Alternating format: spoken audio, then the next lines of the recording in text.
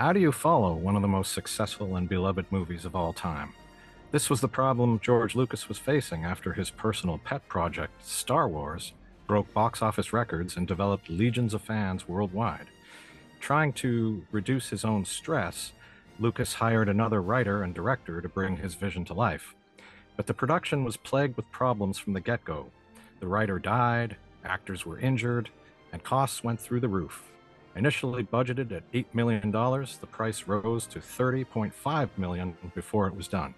And unlike the first movie, this one was darker and had an open and unsatisfying ending that might alienate the fans. Was Lucas about to destroy the franchise before it even got started? I am zero budget New York City guerrilla filmmaker Sean Weathers. And I'm Canadian screenwriter and playwright Angus Combe. And for the next 2 hours, we'll be guiding you through what many consider to be the best movie in the Star Wars universe, George Lucas's and Irvin Kershner's epic space opera masterpiece, The Empire Strikes Back. The No Rules Film School is now in session. I almost missed my cue because I was reading the scroll that was going on the screen. I'm like, oh, this is the Empire. And then I saw a finger pointing at me. I'm like, oh shit. Yeah. I was going to say, I'm glad to see they've still got the scrolling text. I always loved that scrolling text in the first movie and here as well. So we just finished doing Dune Part 1 and Part 2. And in my research, like I read up a bit on the first Dune, and that was directed by David Lynch, and he actually turned down directing this movie to direct Dune. Empire Strikes Back? Yeah. Wow. He had a meeting with George Lucas, and he was describing the movie to him. And he turned it down to do Dune instead. So who knows how much more weird and odd this movie would have been had it been directed by David Lynch. Yeah. You have to think it wouldn't be as commercial. It definitely would have probably stayed dark, though. Oh, yeah. I think so. Yeah. That's really interesting. Because Irvin Kershner, the guy who wound up directing it, he was actually in his 50s, and George Lucas knew him as a teacher in the film program at the USC School of Cinematic Arts. So he was like one of Lucas's teachers, and Kershner was kind of surprised when he was offered the job, and he apparently asked Lucas, of all the younger guys around, all the hotshots, why me? And Lucas replied, well, because you know everything a Hollywood director is supposed to know, but you're not Hollywood. So that's kind of interesting. Oh, he didn't just say everyone else turned me down? No, he didn't. That's not how you win people over? I don't think so, no.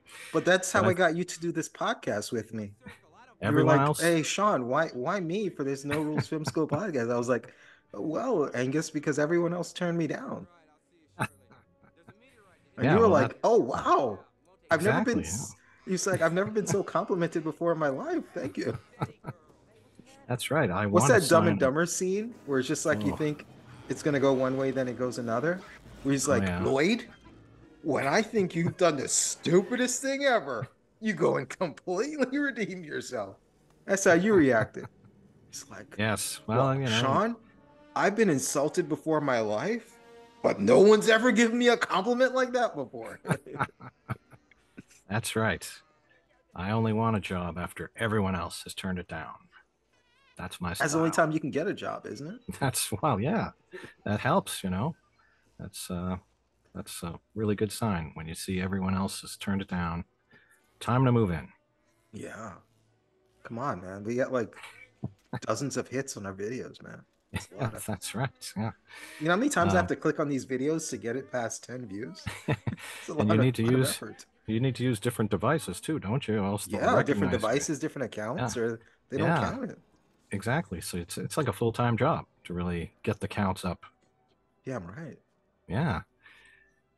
So I guess in the when we talked about Star Wars, we talked about Mark Hamill's accident and the fact that they may have tried to explain it in this movie, and I think we may have just seen the scene that was written in to cover up his facial scars.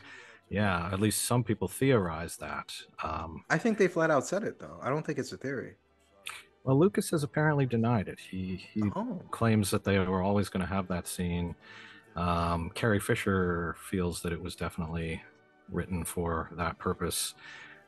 Lots of people have been debating it, but yeah, it's an interesting thing because I think we both agreed that when we saw this movie as young people, we didn't notice anything, right? We didn't see his face as looking very different, did we? I'm sorry, that's Cap, sir. You've never been young. Ah, You came out the womb with gray and a yeah, beard. that's right. I did, but technically, I was still young. I didn't look it, but Let's just agree to disagree. yes, I think that's best. Okay. But no, When you were seriously, less I old, exactly. I never noticed anything different about his face. You know, I don't think I even heard about the accident until many, many years later. But but the other thing is, watching the movie now, if that scene was met, didn't something like this also happen to that actor in the 50s? Uh that method actor that was in A Place in the Sun? Clifton Webb. oh, Is it oh Clifton? yes, No, not Clifton Webb. No. Clifton Webb, no, No, no, no. The actor that was in A Place in the Sun. Um God damn it. He was right up there place, with like Brando and James Dean. uh, Something with a Cliff Montgomery Clift, Montgomery Montgomery Clift, Clift, yeah. Did he yeah. get into like some kind of fake car accident as well that screwed up his Uh, face? I don't know. I'm not sure I've I think ever. he had a similar situation where Yeah. he lost his leading man looks because of a car accident. Well, that's possible. And it was like around the same time that maybe James Dean got into a car accident and died too. But Huh. Yeah, yeah. yeah. I'm just looking, and it says in 1956, while filming Raintree County, he ran his car into a tree after leaving a party at Elizabeth Taylor's, and she saved him from choking by pulling out two teeth that were lodged in his throat. His smashed face was rebuilt, and yeah. So I don't know. I guess Yeah. he may Because I well have. remember I remember like this wasn't the first time I had heard about something like this happening, Okay. Yeah. where like a up and coming actor got major facial reconstructive surgery and Yeah. it affected their leading man's potential status. But I think with Montgomery Clift, he died shortly after, right? He didn't live that much longer, did he? Good question. What year did he No, die? he died in 1966. So, and you said the accident was 50 what? It was 56, so 10 years before 10 he years. died. Yeah. Yeah. Yeah, so I mean, a decent amount of time, but I mean, let's face it, 10 years goes by in a blink of an eye now, doesn't it? Yes, it does. Yes, it does. But yeah, not to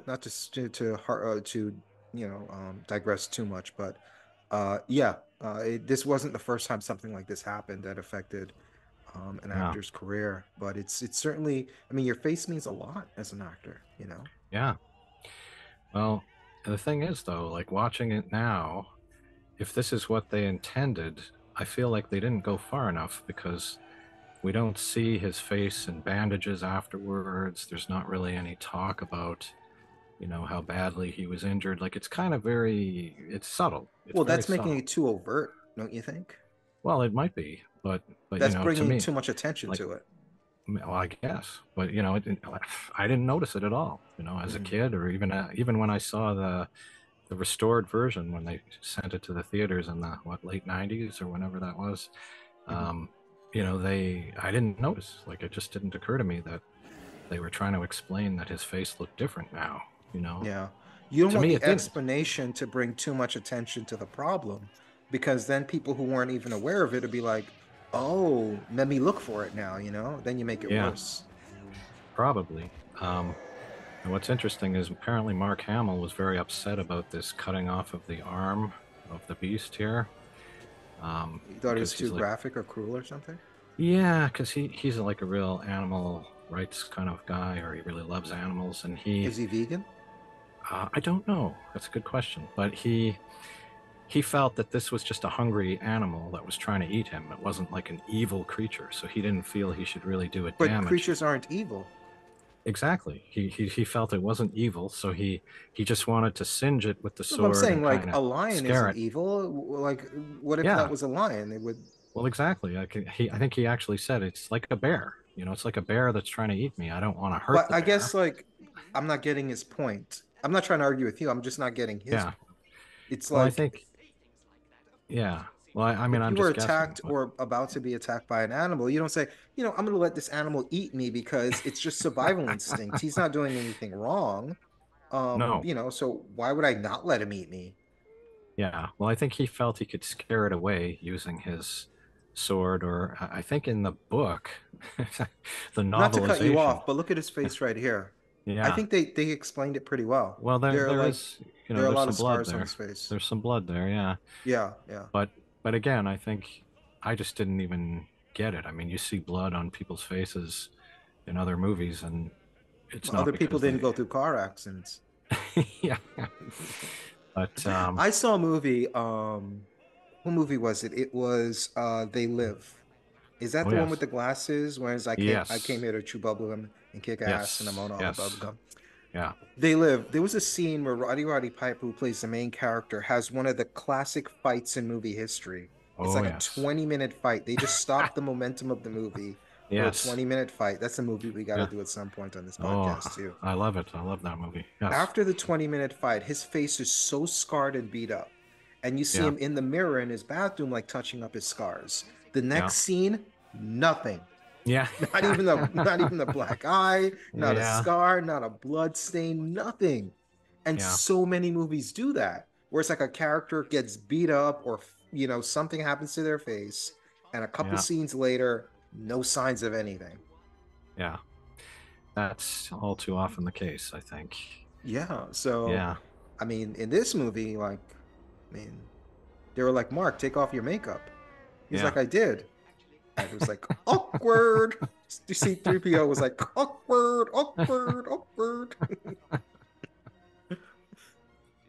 Now, apparently there is a deleted scene where they showed him with bandages on his face, so they may well have been intending it to be the explanation, but they kind of peeled it back a bit. They left it more subtle, Mhm. perhaps because of what you said. They felt it was too much. Yeah. And the movie's But kind of long anyway for like yeah, I mean, we just saw Dune.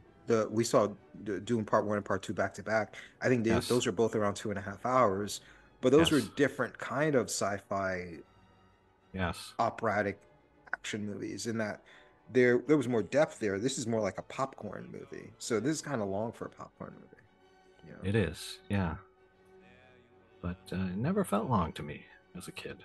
No, I'm just saying like to put Yeah. in scenes like that might Oh have yeah. like Yeah. made it feel a little bit longer. Yeah. Totally. Well, I'm saying it's good now, but to make it Yes. like way over 2 hours to add scenes like that may have been a bit much.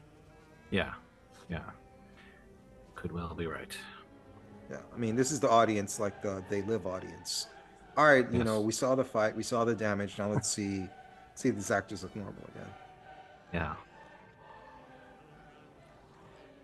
I remember too that some of the critics were a little bit upset that this movie was kind of darker and it was a little edgier than Star Wars, which was mainly just good fun. And I think that there's a moment coming up here which some people complained about because it was a little I don't know, grotesque or gory or Can I make a guess? Were some of the people that complained about this scene Mark Hamill? I don't know. I'm not I sure mean, if he about that, complained but about the other scene, why wouldn't he complain about this one? yeah, well, good point. But I guess this animal was already dead, so it wasn't really harmful to slash it open. But I remember thinking that was pretty disgusting when I was a kid. I think it's pretty disgusting as an adult. Yeah, yeah.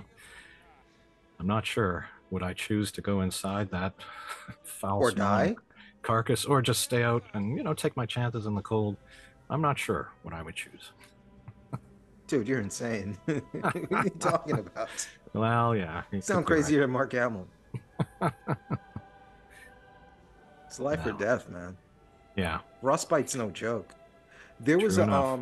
playoff game for the Chiefs this past year, and I think it was like Five Below or something. Uh-huh. And there were fans in the stadiums, and they got frostbite. And there Oh was an wow. article that came out recently that, you know, that they're suggesting that these, I forgot who's suggesting it, but they were saying that these people that have the frostbite from that game should get their, fingers and toes amputated. Oh wow. So frostbite's no joke, dude. It's Oh it's no, no joke. no, it can be very bad. Yeah. Totally. Imagine getting your like fingers and toes amputated to watch a football game. Yeah. I mean, at least the Chiefs won, but that's not a lot of consolation. You weren't like in the game, you No, know? It's like, no, no. Grandpa, how'd you lose your fingers? Oh, it was a big Chiefs Ravens game in Yeah. 2023. Oh, you were in the game? No, no, son. No, grandson. I was at the game. Yeah. Well, often when you hear about frostbite, it's because people, like, I don't know, they get into a car accident out in the middle of nowhere.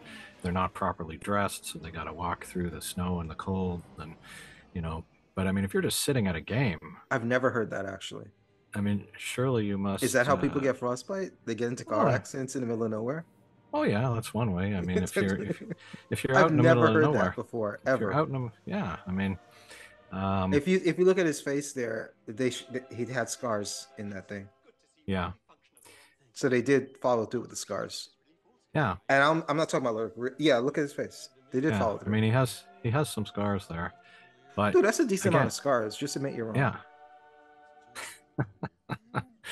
I am wrong. He has scars. No, I'm not Yes. saying he didn't have scars. I'm just saying it didn't occur to me that they were trying to explain a real world accident or a real world change in his face. Because I'm to me, going he to just, retroactively say that this is very noticeable, and I'm going to retroactively take myself on the other side of this debate and say they did a pretty good job of covering up the scars. yeah, It's going to take some editing though to show that I disagreed with you at the beginning, but yeah, it'll be well worth it. yeah. Well, why not?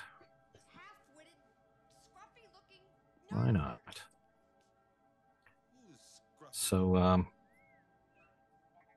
What do you following the think about this success, relationship with them, with the whole back and forth, like the whole taming of the shrew and well, I him think it's being like pretty the reluctant, you know, oh God. Well, sort of loved. forget about that. We can get into that later. I Yeah, guess at this point they weren't brother and sister, or no, maybe it's okay since they didn't know they were brother and sister. yeah. Well, I've heard that there are statistics that show when people who are related like that but don't know it, often when they meet in the real world by accident, they find themselves very attracted to each other, and they can't really figure out why. They just feel a real connection, and it often does result in a sexual relationship, and then they discover, wait a minute, we're actually related, brother and sister, father, daughter, whatever it is. So apparently it is a thing. You know what's crazy? I heard that too recently. Where'd you Yeah. hear that from? Like your research with the crime things you write, or No, see it it was somewhere? actually a friend of mine who is he ran a theater school um, when they did my play there, but he also was writing, and he wrote a musical which was kind of about that. It was kind of a musical based on the Oedipus Rex story, where the father, or that's the son and the mother, I guess, wind up having an affair, and so he wrote this kind of modern day take on that, and he was telling me about that because he'd researched it, I guess. But yeah, that Yeah, was the I've first actually thing. heard that too. Like it's a real thing. Like Yeah, either it's like when siblings or kids get separated, yeah, there's a certain physical attraction because of the similar facial structures or something, yeah, something genetic where it's just like you're attracted to someone that looks similar to you, I guess. yeah, And it's not just like a chemical thing in your brain, but beyond that, like when people who are relatives that meet up in adulthood, even knowing that they're relatives, they still engage in sexual relationships. yeah. It's a weird thing, but It yeah. is. It is a I very think weird there's more thing. incest than people know about. And Yeah. it generally it doesn't stem, like from what I've read or from what I know, which is very little in the big scope of this subject, Yeah. but it seems like most incest happens when there is a separation from childhood. It's not like you grew up knowing someone's your cousin or your brother or your sister or your mother or your Yeah. father, and then have a relationship. It's when there's that separation, then as adults you come together, there's that sudden, thing where there's an attraction. I think it's misappropriating the emotions that you feel for that person Yeah. into a sexual type thing, because you do feel that strong emotions, but I think Yeah. there isn't that bond where your brain tells you that no, this isn't right. It's just this adult that you feel this strong emotions for and that you love, but without that bond as an adolescent, letting you know that no, this is inappropriate. Like, Yeah. that barrier is just not there. Yeah. Well, it makes sense. And here we're And taking a scene that was just yeah, very innocent. completely innocent, and Yeah. the script just didn't have them as brother and sister, and we take No. it in the darkest direction possible. Yeah. And yeah, I mean, I've seen some behind the scenes footage where the actors are talking, and it's clear they have no idea. Like that has not come up yet. That is not an idea that Lucas has expressed to them. Um, so they believe that yeah, they may wind up, together in the end. Luke and Leia may be the winning couple. So I Um, don't remember, is this the restored version we're watching or not? I forgot. I believe it is. Yeah. So I'm surprised, like with all the changes he made, why he didn't delete the kiss out. Interesting question. Yeah. Because he did a lot of controversial changes. Like, why wouldn't Did. you correct that one? That's the Yeah. creepiest thing. I Yeah. mean, forget Yes. who. I mean, it's like who shot first in the bar. That was a big thing. And It was. Jabba the Hutt walking around him, and like all these Yeah. little controversial things. The Yeah. biggest controversy of all, you just left in there with no issue. Yeah. That's an interesting point. Yeah. I've never heard anybody talk about that. So I don't know. But Lucas likes to say that he had this all planned out. That he originally came up with the story and it was all three movies basically, but he realized it was too much, so he chopped it into three and he only did Act One, and Star Wars was Act One. But I don't really entirely believe that because of things like this, where it's You clear don't that drink Kool-Aid? I do not usually, no, no, not Oh. since I was a kid. Um, You didn't get my so yeah, reference there? I did. Okay. I did, yes. I thought you were Um, gonna say not since I was in Guyana in that cult one no, time. well, no, that would have been a good one, but no, I didn't think of We that. could do it again. Yeah, I'll edit that out. okay. So you don't drink Kool-Aid? Not since I was in Guyana that time. You forgot the cold part. In that cult. Forget it. I'm not doing any Yeah. editing for you. You're gonna Oh take no, like 10 takes to get this right. that's right. Yeah, yeah. But somebody made a good point. It's weird People. that he could kill the guy with the force power on video. You figure he needs Yes. to physically be in the room, because that Yeah, that power is going through like a lot of time and space to it get to him, is. and it just got there instantaneously. But that just shows how powerful he is. He can reach that far with his power. You don't think it's like laziness in writing? Because shouldn't he have to have Well, some proximity to him? yeah, And like if he's so far, like shouldn't it take like a lot of focus to like get that power all the way to where he is? yeah, Just because you're seeing him digitally, like I'm seeing you, like I yeah. can't punch you in the face. No. I mean, God knows I want to punch you in the face, but I can't, unfortunately. Yes, I thank God every time you can't reach through the screen and hit me. Yeah. Yeah, So I like know why it. should he be able to use his force power from like, and like we're closer than theoretically they are because they're like in Yeah, space, like, yeah, yeah. Well, yeah, it's a valid question. And it could be a flaw in the writing. I don't know, Yeah. but it could just be that that's how powerful he is. I wish this was like a clock, not a Clockwork Orange. I'm thinking of the wrong Kubrick movie. Um What's that Vietnam movie Kubrick made? Uh, a Full Metal Jacket. Full Metal Jacket. I wish this was like Full Metal Jacket when the drill sergeant couldn't choke the guy. So he Oh just yeah, put his hand down and said, choke yourself. Push your neck into my hand and choke yourself. Which is such an evil thing to do. I yeah, wish I could say, Angus, just shove your face into the wall like my fist was there and punch yourself. yeah. Well, You don't know this because it's all mental, but yeah. I've been trying to use the force power to kill you this whole episode. It's just not Oh yeah, working. Yeah. yeah. Yeah. You don't have Darth Vader's reach. No. And we were talking about this too when we did Dune. Like this force thing seems directly from Dune because It does. Dune had the same, not the force thing, but like the part of it, like, Yeah, the Jedi mind trick and the that mind kind of trick. thing. Yeah. Yeah. Yeah, yeah. So going back to the scene where Luke Skywalker is captured by the snow beast, or the Wampa, as it is called. Apparently, in the novelization of The Empire Strikes Back, they suggest that he actually uses his Jedi mind control tricks to repel the Wampa. So, another example of how he could have done it without actually harming him physically, without chopping his arm off. He used his Jedi mind tricks in the book. So, Isn't this there a you war go. movie? Aren't they like killing people left and right? Oh, they're killing people, but who cares about that? I mean, people, they're a dime a dozen. I mean, there's billions of people just here on Earth. I mean, if a few people get killed, who cares? But you don't want to kill, you know, animals that are like endangered species. You know, that's where you really upset people, I think. I don't remember. I'm not even, I don't care enough to Google this, which I could very easily. But I think there's like a website called Don't Kill the Dog or something like that. But Oh there are yeah, websites dedicated to letting you know movies that kill animals so you don't have to watch the movies.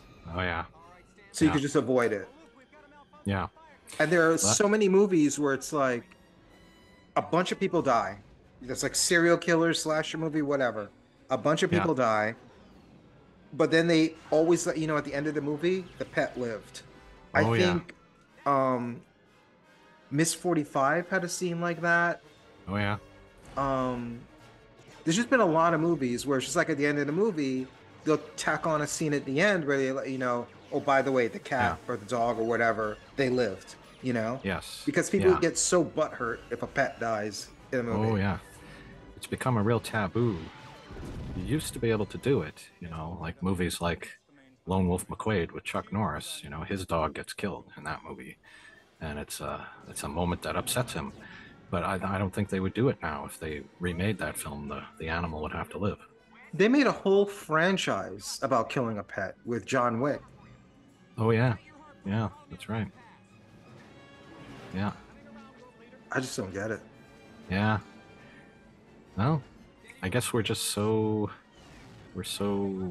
what's the word? We're numb to it. I guess we see people getting killed all the time. You know, in movies, TV, and in real life. You know, we see people getting killed, and it's like, oh yeah, we expect that. But when we see a helpless animal get killed, that seems In to a be fake movie, different. they, And people get actual in butthurt. a fake movie, yeah, It's yeah, crazy. yeah, People people are get upset weird. about it. People are Yeah, weirdos. yeah. And by the way, you asked me when we did Star Wars about video games, and this is what I remember here: is there was an Atari video game for The Empire Strikes Back that portrayed this battle here, where you're fighting against the Snow Walkers. I remember playing that video game when I was a kid, and I loved it. So aside from toys, right? What are those? They're called Yes, snowwalkers. I thought they were like yeah. a series of numbers and letters, like A4D2s or Uh, they 4969s or something. they could there could be a more official term, but we always called them Snow Walkers. Okay, I think there's like an official term for them. They're just like a series of Yeah, numbers and letters. But it could what be. function do they serve? Wouldn't a bunch of like fast-moving spaceships be more effective than those things? Again, aside from selling Well, yeah, toys, yeah. I mean, they're I so think. slow. Like, Yeah, I guess it was just kind of a cool idea, visually, like this looks cool, these big gigantic things walking toward you, and they'll step on you and crush you. I don't know. I thought they were really cool when I was a kid. But yeah, how practical are they? That one that was I don't moving know. fast in the background, was that one added for the special edition? Because they're all I moving don't so think slow, so. then I just saw one in the background move like really fast. Yeah, I think that was a different, it's like a smaller machine. Smaller version? If I saw the, yeah, if I saw this, if I think I saw what you're referring to. I Uh-huh. think it's a different machine. But yeah, these Okay. are gigantic things that are quite slow. Yeah, it just doesn't make a lot of sense. If there was like Yeah, some explanation, like on this planet, our spaceships can't fly properly close to the ground, or their yeah, weapons, disable our flight units, yeah, or something. yeah, yeah. It's a good point. I suppose this is like, the ground attack here. These are like the tanks rolling in, but A instead of tank tanks, is a lot faster than this, though. perhaps, yeah. It's like, oh my God, Um, they're attacking us. Those giant things, yeah, we got to do something. They're going to be here in like 5 hours. It's like yeah, it's like you have never necessarily rush to like get out the way. It's like that yeah. scene from one of those Austin Power movies Oh yeah. where one of the henchmen are screaming because this thing's about to mow him over, and he's Uh-huh. screaming, and you see the thing coming at him, and you see him screaming, you see the thing coming, you see him scream, then show a wide shot, and it's going like really slow, and it's like really far from him. Yeah, Yeah. it kind Yeah. of reminds me of this. Oh yeah. That's like the first truly bad movie I saw as a kid, which was The Creeping Terror. And it Mhm. was this monster that looked kind of like a blanket that was thrown over top of some people. And it would crawl towards the victims so slow. And they would just lie there screaming and waiting for this thing to slowly crawl over to them. And even as kids, we thought, this is ridiculous. Yeah. Yeah, the first movie that got me like that as a kid was Child's Play. Oh, yeah. It's just like, oh, come on, they're holding a doll up to their faces and Yeah. pretending the doll is beating them up. It's stupid. But yeah, we had this guy, he was running faster than the machine. And one Yeah. guy took down the whole machine. Know how expensive that thing is? Yeah. So who are they taxing to get the money for this stuff? Is there I like a guess it's, federation of planets that there's a planetary tax I that the wouldn't be Empire surprised. just Yeah. charges people for their weapons of mass destruction? Probably. It's probably like the Roman Empire taking over the world, and everywhere they go, they probably take from everyone, take their money, force them to pay. They Um, pillage and plunder like Vikings, or I like you said, guess. like Yeah. the Roman Empire. Yeah. I'm sure there are a bunch of planets that they're in control of. Mhm. They're probably taxing them. But yeah, it's all of these things, spaceships. They're all super I mean, I'd like expensive. to see someone like be like, "Is this where my tax dollars is going? This thing is ridiculous. Yeah. How was it supposed to kill the rebels?" You Yeah. know, Yeah. it's Yeah. crazy. Like, why can't we just have spaceships like normal, like normal people? I guess they needed to have some new things in this movie. They wanted to really surprise us with some things. But And they I can't love say the, they can't say we want new things in the movie. no, they You can't. gotta have No. like Darth They, Vader go on the space television and be like, yeah. choking them from like his TV to theirs. Yeah. Like, please, can you step in front of the camera so I can see you and choke you to death? Yes. I am It's like, bored with these TIE fighters. We must invent something else. yes. And like Yeah. to get it, so a spaceship had to get it to that planet, right? Yeah. So how big I is the think so. spaceship that it's carrying those things? Yeah. Because It, the Death Star, is that what the planet thing is called? The Death Star? the Death Star in the first movie. Yeah. Yeah. So it's not like the Death Star is coming down and lowering them in there. No. Like there has to be a spaceship bigger than those things to Yeah. carry those to the planet. So why not just have that ship attach a bunch of lasers to it and just kill all Yeah. the rebels? Yeah, well, it's a valid question. You know, why not bomb them from above instead of crawling along the surface? I don't Or know. just why not blow up the whole planet? Like, well, they can't because the Death Star was destroyed, right? Yeah, that's right. Uh, So they're still a so little this annoyed movie is about that. clever, huh? It is Yeah, smarter than me. yeah, maybe. I don't know. It's certainly fun. Um, Yeah. I loved those snow walkers. I thought they were great. Yeah, I'm not saying they're not cool. I'm saying Yeah, they're not functional. yeah. Well, you may have a point there. They are cool though. They're cool. They're like giraffes with Yeah, lasers. yes. Giraffes had lasers. They could take over the world. Very slowly though. Very Very slowly. slowly. Yes. Yes, indeed. So George Those poor Lucas. like robots. They didn't even have Oh anything yeah, to cover their heads in space. I know. It's amazing. I guess they don't need oxygen, so they're Well, they okay don't out need there. oxygen, but isn't it like cold in space? Wouldn't it like freeze the top of their Oh and their circuits yeah, when they need I like a would. lot of oil and stuff to like Yeah, I would think it would be quite cold out there. yeah. Now, another question for the real hardcore sci-fi people. I guess that's why these movies aren't quite sci-fi in a way. They're more fantasy, as you said, when we Yeah. looked at Star Wars. They're more about the mythology and the fairy tale like aspects as opposed to the hardcore technology that makes perfect sense to us. You know what? I would have loved to seen a scene where Darth Vader, after the rebels got away, just go back onto the Death Star or whatever Yeah, the name of the main ship. What is that ship? Whatever that ship is called that they're on. You're yeah, like, I think get me the engineer that designed that snow walker. yeah, What the hell were you thinking? yeah, yeah. See, what I was thinking, Mr. Vader, is, you know, have you heard of a giraffe, sir? Like they're the coolest animals ever. So I was thinking, you know, it'd be cooler than a giraffe? A giraffe with lasers. Yeah. So I So did that's the confirm. Millennium Falcon, right? That they're Yes, on. it is. Yes, it is. Okay. Yes. I did confirm that Mark Hamill is a vegetarian. I don't know if Not a he's a vegan. vegan. I don't know, but he's definitely a vegetarian. Okay. I mean, really, I mean, if he's gonna be complaining, he needs to be vegan like me. Yeah. And even I don't complain. No. It is what it is. Yeah. Kill or be killed. That's the animal planet, man. That's the animal Yeah. world. Yeah.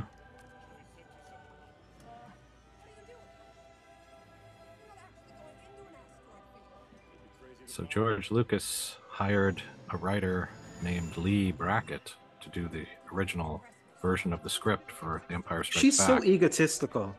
You don't Is have to she? do this to impress me. He's just trying to live. He ain't trying to impress you. Yeah, right. God damn women, man. I'm sorry, you were saying? Yeah, I was saying that he hired this writer, Leigh Brackett, who was a science fiction writer and was known as the queen of the space opera.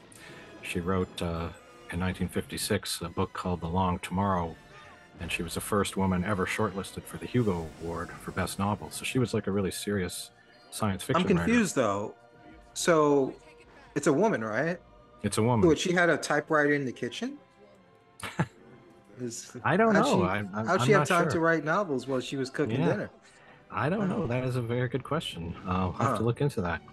So But you're saying she helped to write this, you're saying? well, she wrote the first draft of this screenplay, and she actually had, you know, even though she was a sci-fi writer of novels and short stories, she actually became a screenwriter in Hollywood and worked After on this movies. or before Before this? this, Oh. she worked on movies like The Big Sleep, 1946, Rio That's not Bravo. sci-fi. No, not at all. She wound up So you're working saying on a she was a lot of. sci-fi novelist, then started Yes. writing scripts. Then she got into Hollywood and worked on a lot of really good movies. And so George Lucas hired her, Mhm. knowing she was a great writer and a great sci-fi writer, and she was apparently dying of cancer, and he was aware of that. But she completed the first draft, and And she he died apparently, before she could uh, finish, or yeah, he had notes for her, but apparently she died. So he wound up having to take it over and do a couple of drafts on his own, which he really didn't want to do. And then he wound up handing it over to Lawrence Kasdan, Mhm. who would go on to become quite a successful filmmaker himself. So he kind of finished it, polished it, reworked some of the dialogue. I don't think he even gets credited, though. It's credited to Brackett. Um, oh no, So you maybe said he Kasdan became was. a successful filmmaker? Yes, What did he direct? I think he did The Big Chill. Is that him? And the Grand Canyon, or whatever it was called. That movie about Los Angeles with Steve Martin, people like that. Mm. And I think he might have directed the third movie in the Star Wars series, if So I'm not what did you mistaken. so the woman that died of cancer, right? You said she won Yes. the Hugo Award? She was the first woman shortlisted for the Hugo Award, and then Oh. she was one of the first two women nominated for a Hugo, and then she won a retro Hugo in 2020 for her Posthumously? novel. Yeah, Mm. posthumously. Oh, you said Um, 2020. Yeah, obviously posthumously, yeah, yeah. so posthumously, yeah. So she was like a really early pioneer of, I guess, women writing science fiction. So Um, you said she wrote Rio Bravo? That's pretty good. yeah, she worked on Rio Bravo, The Long Goodbye, Oh. 1973. Um, but she did quite a I don't think I've few. seen The Long Goodbye. I think I heard it's good though. Yeah, it is. Rio She did Bravo a is pretty good. yeah, But Rio isn't that the Bravo. one where like Dean Martin? Is it Dean Martin? I believe so. Was I a believe. cowboy? Yeah, I think he's the alcoholic Yeah, character. yeah. It's a good movie, just an odd Um, cast. and It's a good movie though. yeah, and of course John Wayne. She did several of John Wayne, like El Dorado, Rio Lobo, Hitari. So she had quite a successful career. She wrote television as well, Mm, including the Alfred Hitchcock Hour, stuff like mm, that. mm. But but her script for The Empire Strikes Back apparently has been published now, and you can read what her original script was. And there are a lot of differences, some of Well, which that's have not fair been. to her if it's a first draft though. Yeah, well, no, it's. But I mean, we were talking about Luke and Leia, and in her draft, they're not brother and sister. There's some other sister of Luke's. So So he was telling the even, truth. There was a brother and sister, it just wasn't those two. yeah, exactly. Oh. Maybe he So just you can, condensed it to make her Leia more meaningful. yeah, He who just knows? composited the sister with her. Maybe. Um, and Luke's father is a character in the story, but he's not Darth Vader. Darth Vader. So Oh. those things had not been decided yet when she was doing the first draft. So Mm. interesting. So maybe he's right. Those elements were there, they just weren't fleshed out fully. Yeah, And then he just condensed it and said, hey, like, let me just, instead of introducing more characters, just, add more to the existing characters. yeah.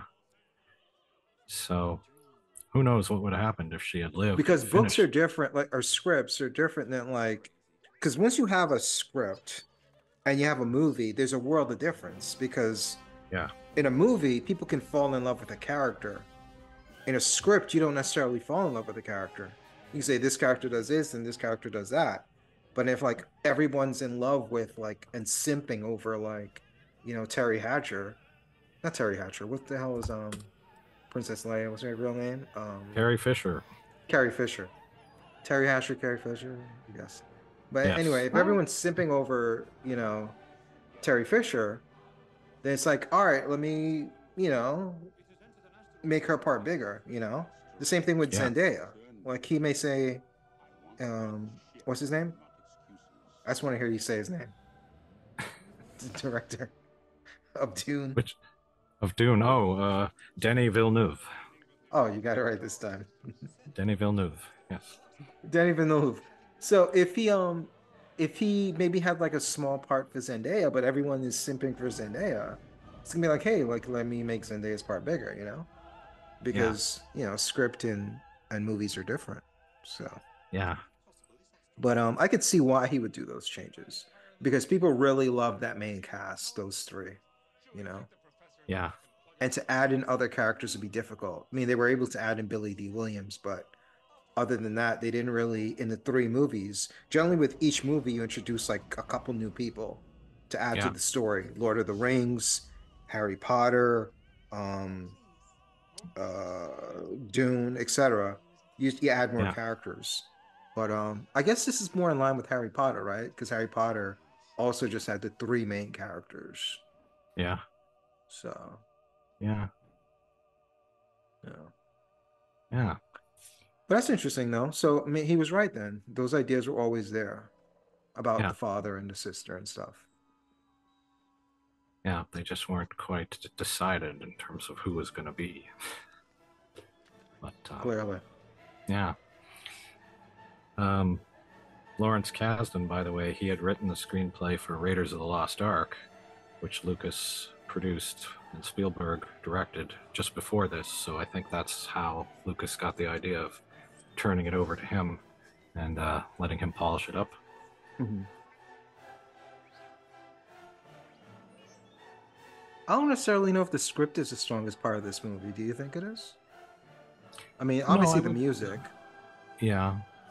No, I mean, I think it's the visuals again. I mean, for the time, the amazing visuals, the special effects, the exciting action sequences.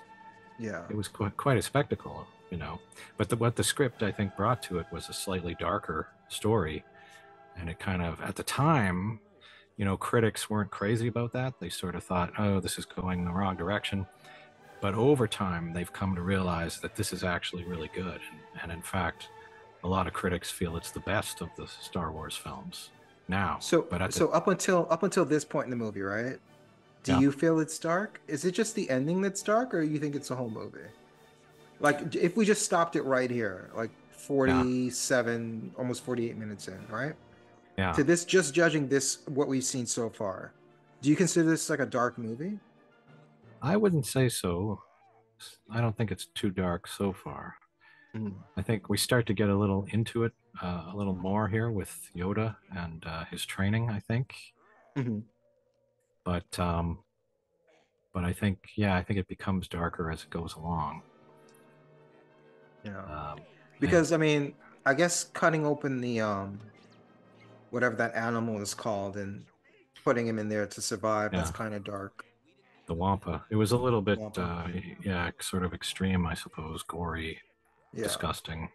Yeah, but and chopping his arm off as well.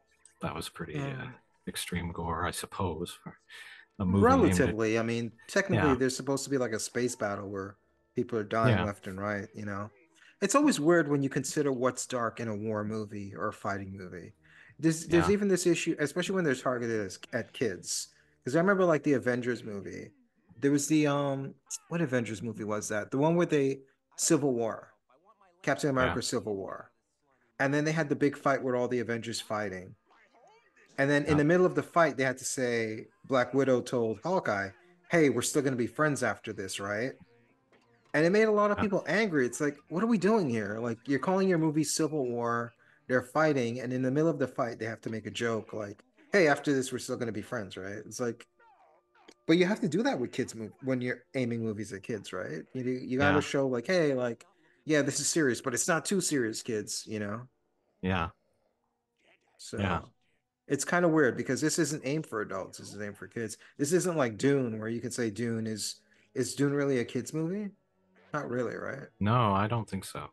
Yeah. No, it So I feels think much that's more. why Dune, like, it's getting more critical praise because critics are adults Yeah, and adults are going to gravitate towards something more intellectual yeah, than something just pure visually fun like this, yeah, with low yeah, consequences. yeah. So. And So I guess Yoda, like when you adjust your expectations, I guess my point is this is yeah, kind of dark when you consider it just a kids movie. yeah. Yeah. It's interesting they kind of separate the characters here too. You got Luke and R2D2 alone with Yoda, and the other characters are off here doing their thing. And they spend a lot of the movie apart from each other. Mhm. I kind of like that though because I hated.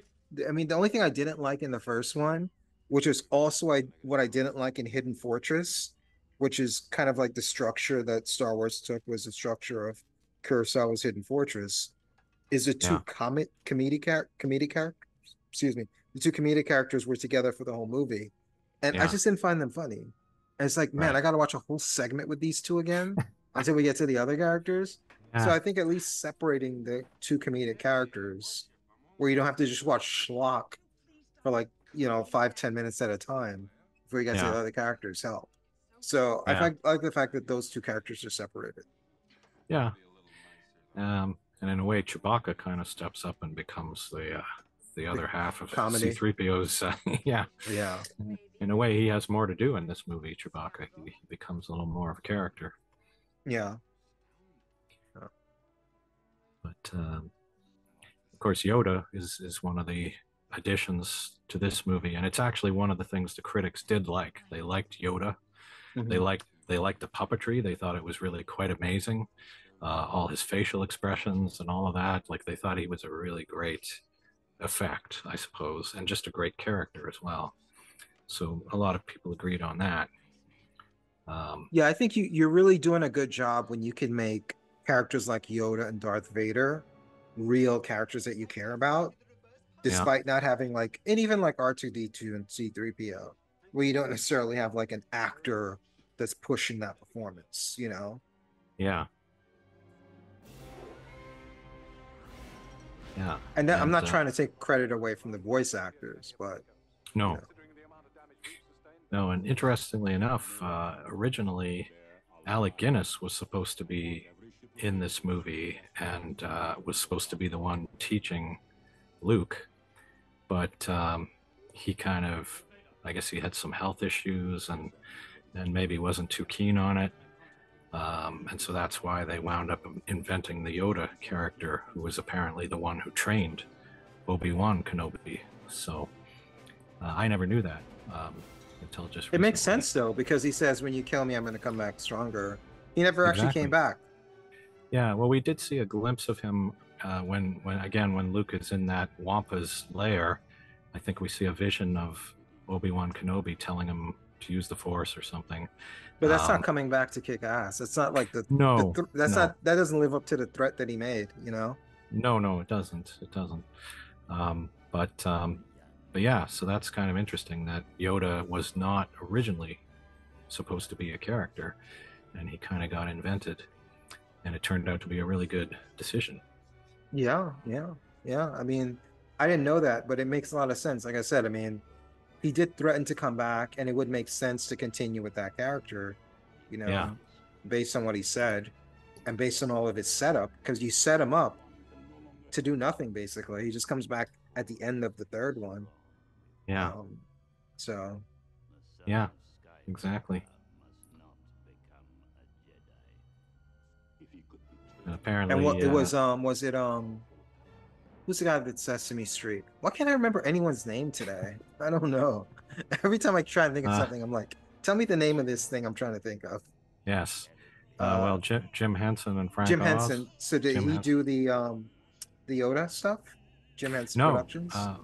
well, I guess the company may have been involved, but he apparently Lucas approached Jim Henson about doing the character, and Jim Henson said, "No, I'm busy.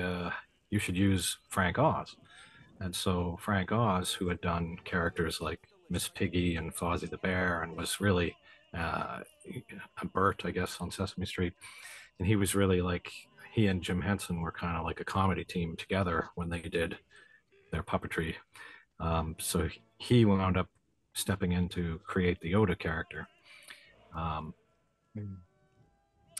yeah, so really good luck in a way that that just happened. Yeah, interesting. I So remember. what was going on in the world when this came out? This was what, 82? No, this is 1980. 80. 1980. Yeah, And the first one came out in 77, right? 77. Yeah, so it's about 3 years between movies, and this was released on May 21st, 1980. So this And broke in the 80s. oh yeah, yeah. And at the time it came out, the number one song in the USA was "Call Me" by Blondie. You remember that one? Call me, call me Yeah, yeah, that's any right. time. Call Yeah, me. and that song actually wound up being the number one song of the year. So No way. it That's a was pretty good number one. song. Oh yeah, yeah. It was number one at the moment that Star Wars came out, and it wound up being the biggest song of the year. It's a good And song. it is a good song. Yeah, I always like that. And And it's perfect to usher in the 80s because 80s is where pop, disco died and pop took over, you know? yeah, yeah. The number two song at the time was "Ride Like the Wind" by Christopher Cross. You Hum that. I probably don't know how that goes. uh, something like "dum dum dum dum." I gotta ride like the wind. I can't really do it, but it's I don't if you think I've heard it. ever heard of that song. Oh, I think you'd recognize it if you heard Ride it. Like the Wind by Christopher Yeah, Cross. yeah, yeah. He was really huge for a short time. He did the theme to It Arthur. had to have been a Remember? really short time. Well, they say he was a victim of the video age because he was not really a good-looking guy. He was a bit Oh, overweight, but he had these huge hits sort of going into the 80s, and then when video came along, it kind of finished him off. But he did Arthur's theme. Remember that one from the no. Dudley Moore movie, Arthur? I remember the movie. I don't Um, remember the theme. yeah. Um, anyway, that's a very poppy song as well. And number three is "Lost in Love" by Air Supply, which Hang is on, I'm playing the song now. I'm trying to hear this. Ride Like the Wind. okay. Oh, such a long way to go. That's right. Ride like the wind. Yeah, my I favorite don't think TV I've ever show. heard that song before. Oh, really? That Well, long. my favorite show, SCTV, did a little bit with that song, which was quite fun. Mhm. But yeah, but you know, all the top three songs that week, they're all very poppy and light. The number four was "Funky Town" by I'm sorry. Lips I, I, Incorporated. I kind of I kind of got lost there for a moment. Sure. Um, so number one was "Call Me" by Blondie. this was number two. You were talking about number four. What was three?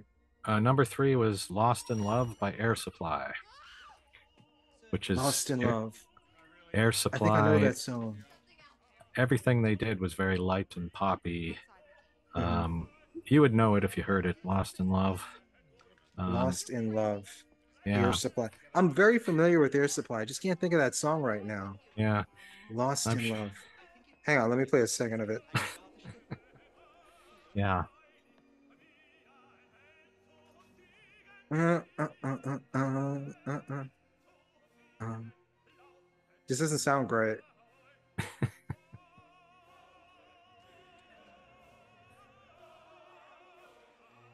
I like Air Supply. This is not one of their better tracks.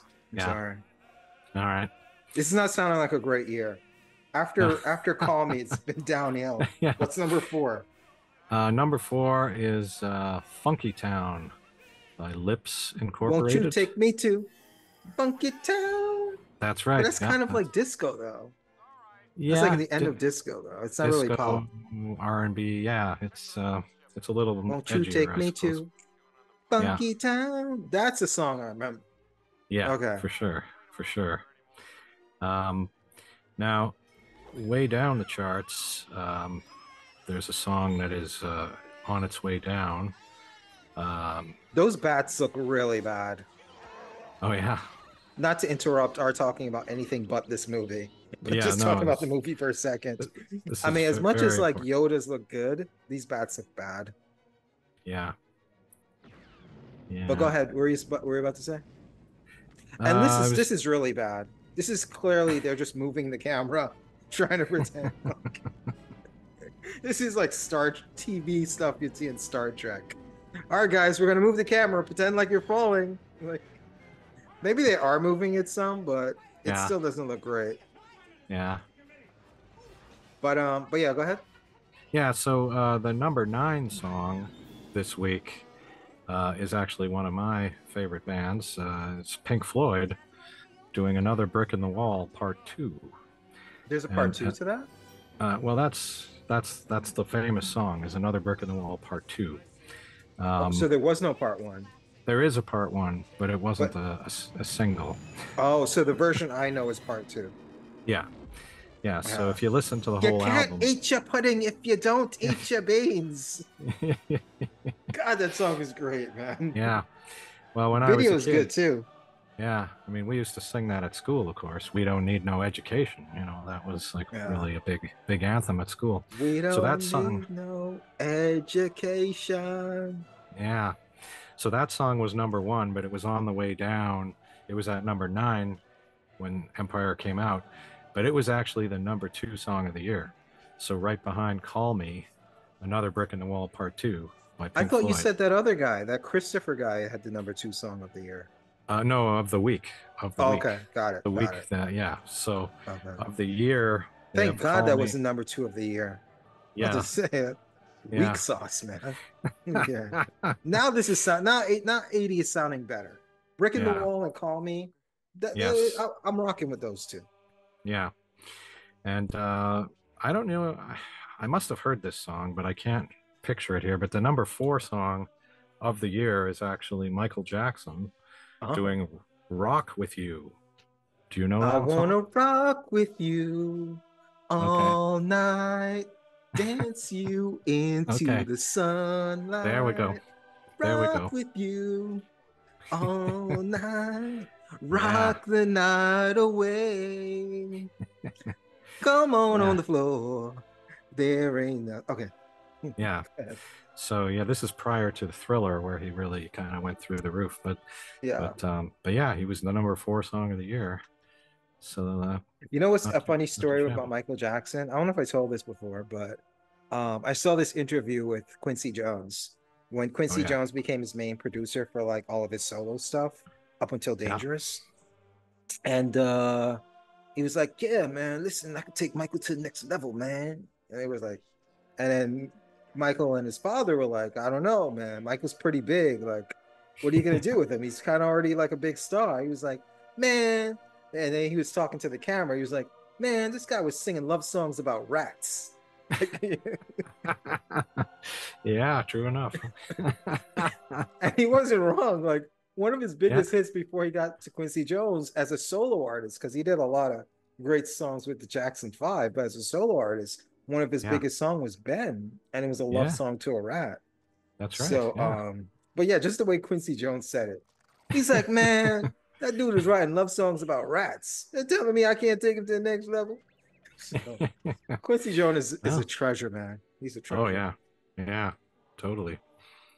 Um, so in a slightly different area, on the same day that Star Wars, or sorry, The Empire Strikes Back opened in the theaters in Deadwood, South Dakota, they closed down 3 whorehouses that had been operating since the 1870s.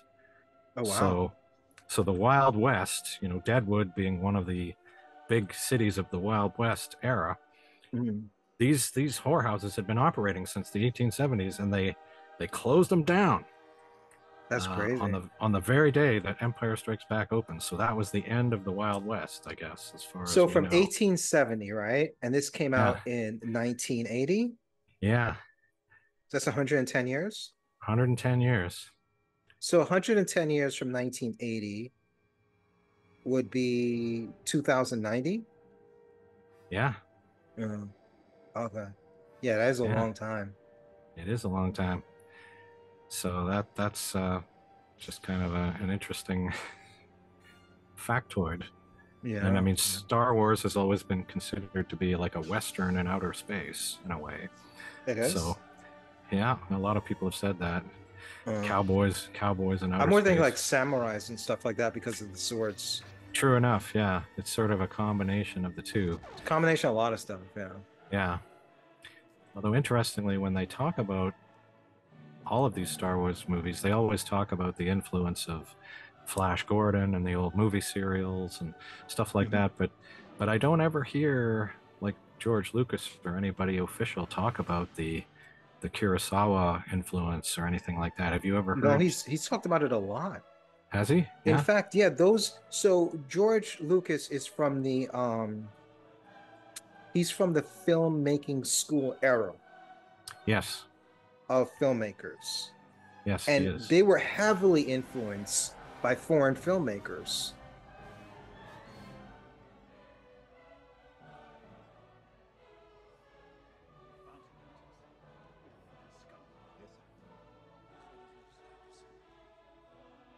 Yeah, all of those film school guys, we're talking about, Scorsese, Lucas, Spielberg, etc. Who did The Godfather? Coppola. Coppola, Francis Ford Coppola. Yeah. Coppola, Coppola. Coppola. And who's the one that did Carrie? Brian De Palma. De Palma. All of them, all those Yes. film school guys. Like that film school generation, like they started watching a lot of these foreign films. And that was around the time when foreign films became like a thing that like we'd watch here in the US with ZTV and all that stuff. So they gave a lot of props to a lot of these foreign filmmakers, and then they made it more accessible for us here. It's kind of like with music, when you have like a lot of these white artists or rock and roll artists that would remake a lot of the old, jazz and blues songs, and just completely, you know, before there were copyright laws that protected them, they just redo it themselves. And it's like, man, that's such a When the Levee Breaks is such a great Led Zeppelin song. It's not a Led Zeppelin song. It's just a direct copy of an old song, and they do a lot of that stuff. The same thing with Yeah. these movies, just like how Star Wars was pulled a lot from the plot of Hidden Fortress. You had just speaking of Kurosawa, Seven Samurai.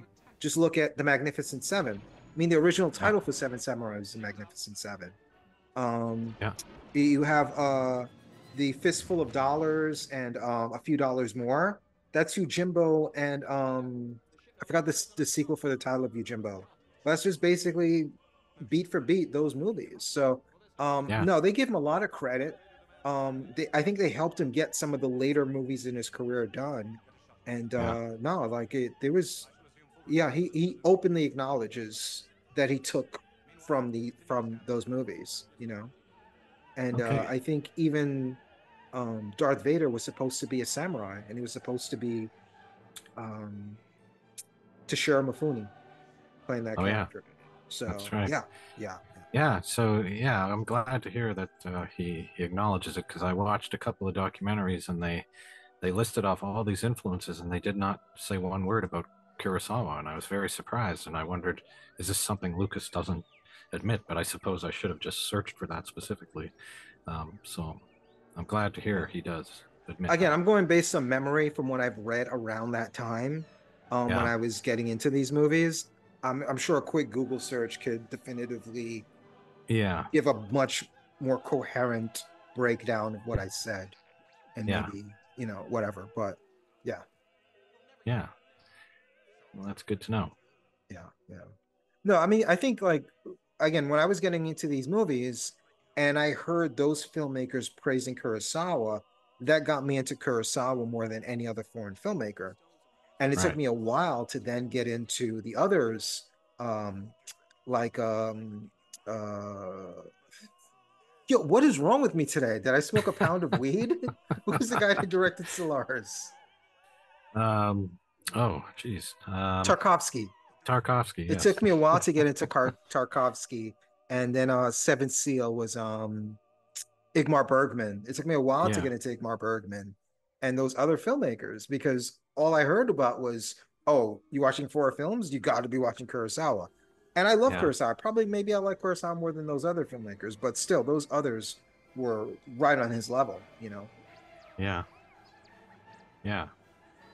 But I think for them, it was easier, I think, to adapt Kurosawa movies and turn those into US financially successful movies than for them to look at Seven Seal and say, "Oh man, I can do a version of Seven Seal." No, you can't. What are you gonna do? You know? Oh, Yeah. I can do a version of Solaris. No, you can't. Yeah. You know? So I think that's part of the reason too. Why is like they could watch those movies and say, "Hey, I can just do a Western, you know, like a twist on that, and and come up with my own version." So I think that's another reason why Kurosawa became more popular than them at the time. Yeah. And I guess in a way that those movies, the Kurosawa films, they, I sometimes call them Easterns, because they're kind of like Westerns in a way. They're period pieces, historical kind of from an era. So in a way, they're the equivalent of what might be a Western in North America. It's a samurai film in Japan. You're saying you do know that that's 100% true, though, right? Or are you Oh just yeah. guessing? Yeah, because No, I know. Kurosawa widely acknowledges John Ford as the greatest filmmaker, and he Yeah. influenced a lot of what he did based on John Ford. Yeah. So yeah, it's all cyclical, you know. Yeah. He was inspired by John Ford with these U.S. westerns, and then he made his films, and then the next generation was influenced by him, and then brought it back to the U.S. So it's all Yeah. cyclical. Yeah. So in a way, to say it's based on or influenced by westerns, it's also influenced by samurai films, but they're really two sides of the same coin in a way. You know? Yeah, in a way, in a way. Yeah. There was actually a local guy here who wrote a script, and it was a samurai film that he wanted to make, and people said, "No, no, we can't do this. This is too difficult." But this is basically a western, and so they wound up doing it as a western, and it just sort of translated from one to the other very easily.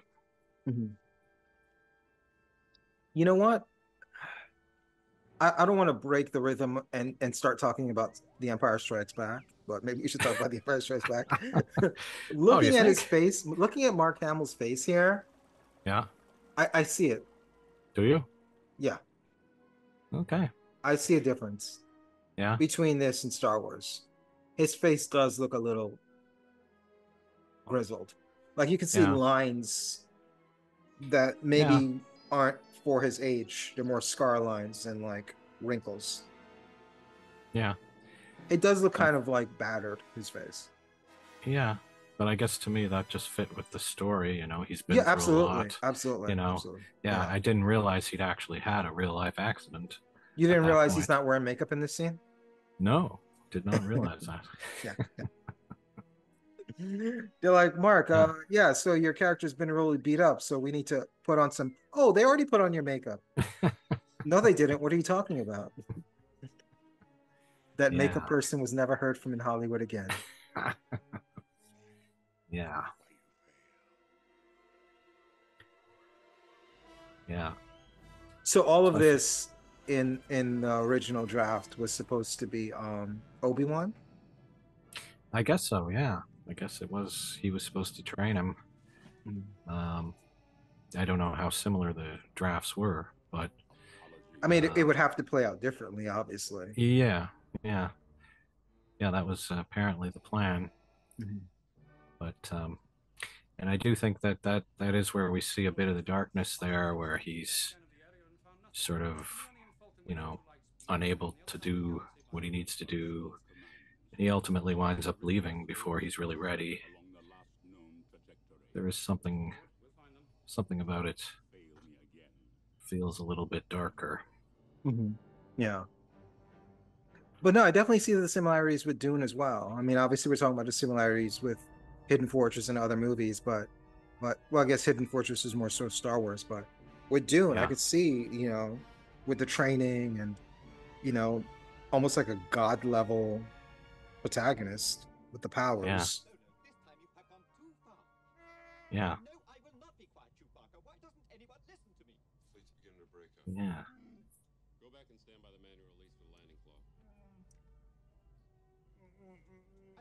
So it's just two groups then. I don't know why I thought it was three groups they broke up into. Yeah. It's mainly the two groups. Mhm. Perhaps they sort of splinter a little bit. The Yeah, I think second they group. splinter one more time because I Yeah. think ultimately it's three groups. I could be I think, completely wrong though. no, I think you're right. Mm. I think they do So what do you splinter a think little. about their like the um the sitcom romance? Will they or won't they? You know, Yeah. the like Well, the I think, Ted and Diane from Cheers, the yeah, you pick your sitcom where you have the woman and the guy and will they or won't they get together? yeah. Well, I mean, it's classic screwball comedy romance, isn't it? The two characters who are always at odds, they're always arguing, they don't get along, but they're really in love by the end of the movie, you know, Yeah. going I've going right never back. liked that subplot. So I've No, never liked there's this romance. It didn't do anything for me. And obviously, famously, they did have a real affair on set. I don't yeah, know if their affair spilled off into. I don't know what film the affair happened in actually. I don't know if it yeah, was I the don't know. first film or the second, or if it spilled from film to film and they just hooked up when they filmed together. But I do know at some point they had an affair, Yeah. and she wrote about it in a book before she died. Oh, yes. Of course, I'm talking about Terry Hatcher. Yeah, that's right. um, Yeah, but yeah. yeah, I mean, he was married at the time, but she was. I don't think she was married or anything like that. No, But she did talk about having affairs with even like crew members and different things like that. yeah, But again, I don't know if that was like the end of the 70s where it's just like a wild, crazy time, or if it spilled over into the 80s or whatever. yeah. I don't know.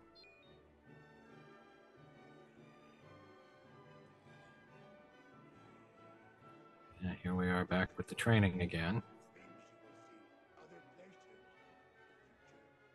some ways, he's by himself here as an actor. Mark Hamill.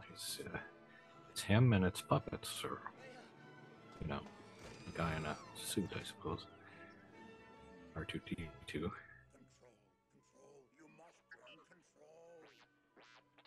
Yeah, imagine the actors today complaining about working with tennis balls because of CGI. Yeah, He was kind of working with tennis balls here. Like, where are the actors? in a way. He's Yeah, working with a robot and a puppet.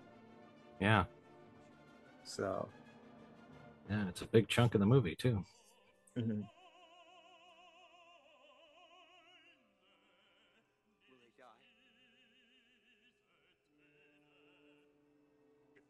Yeah. So, one of the things that went wrong when they were making this movie, I think I alluded to it earlier, was there was a fire. It was at the start of filming in January Oh, here it is. I found 1979. it real quick. In her Oh, memoir, yeah. she revealed, I'm talking about Terry Hatcher, of course. Yes, of Um, course. I'm just kidding. Carrie Fisher, just in case anyone's not in on the joke. Carrie Yes. Fisher wrote her memoir. She revealed that she had a whirlwind 3-month affair with Harrison Ford while filming the original Star Wars. At the Uh-huh. time, she was 19 years old, while he was 33 and a married father of two. Uh-huh. I didn't know she was 19 when they made that movie. That's pretty young. Yeah. Yeah. That is definitely young. Yeah.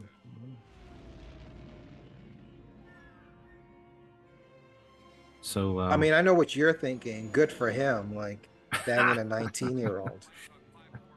I you, can read your thoughts. I don't need the you, force to read your thoughts. yeah, you can read me like an open book here. Yeah. Um, yeah, so in January 1979, there was a fire at Elstree Studio, Stage 3, where it was actually where The Shining was being filmed, one of your favorite movies. Yes. And it destroyed a lot of the space where The Empire Strikes Back was supposed to be shot. So they actually had to give up, the Empire had to give up two of their stages so The Shining could continue filming. And they had to move a whole bunch of stuff and reschedule. So it's one of the many things that threw them behind schedule and uh, over budget, I guess.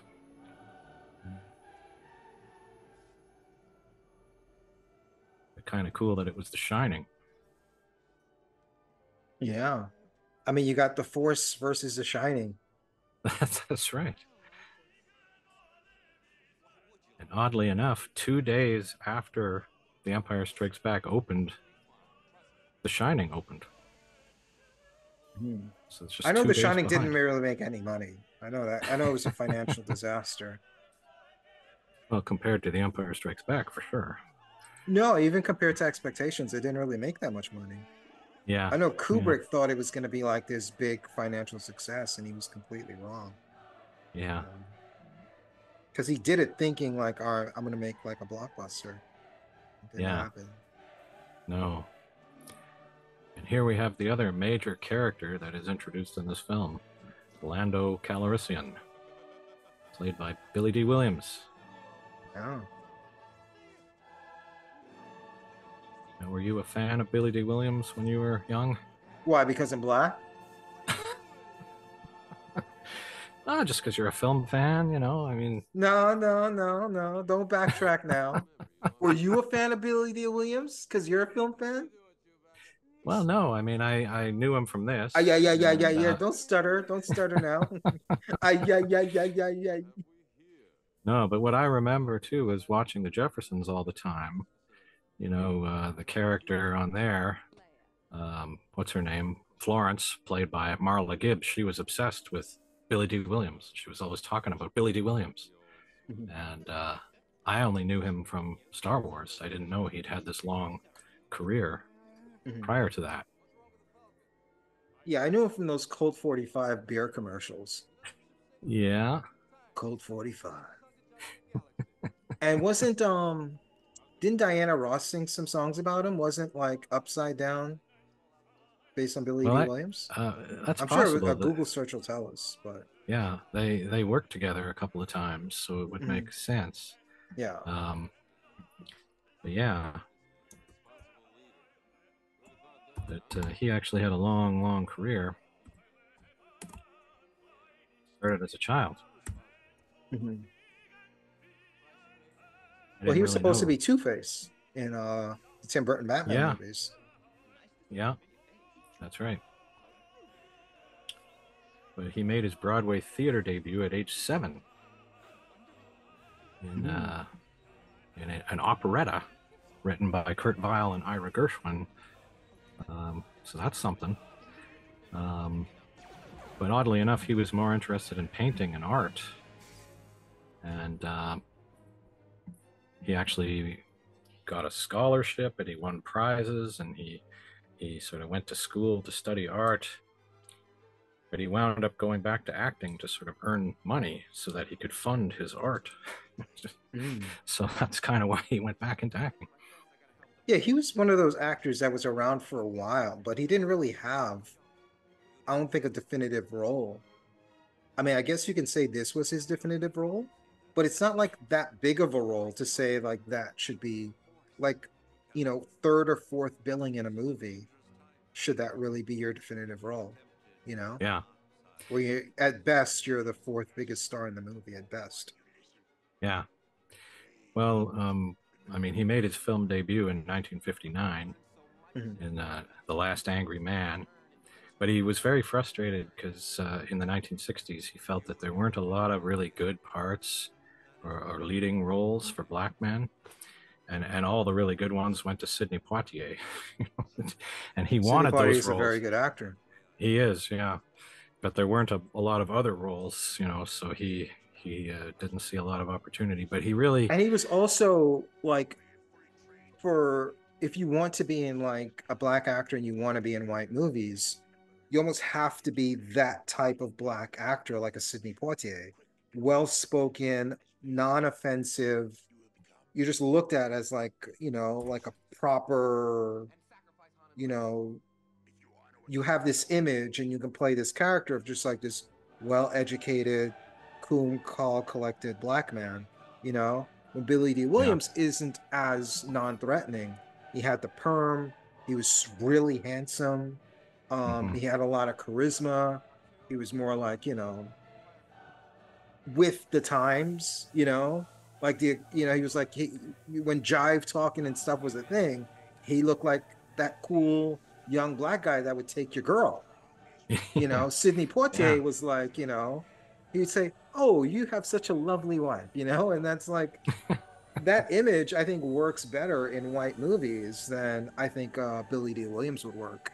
So I think one, he was a better actor, and two, I think the roles were more fitted.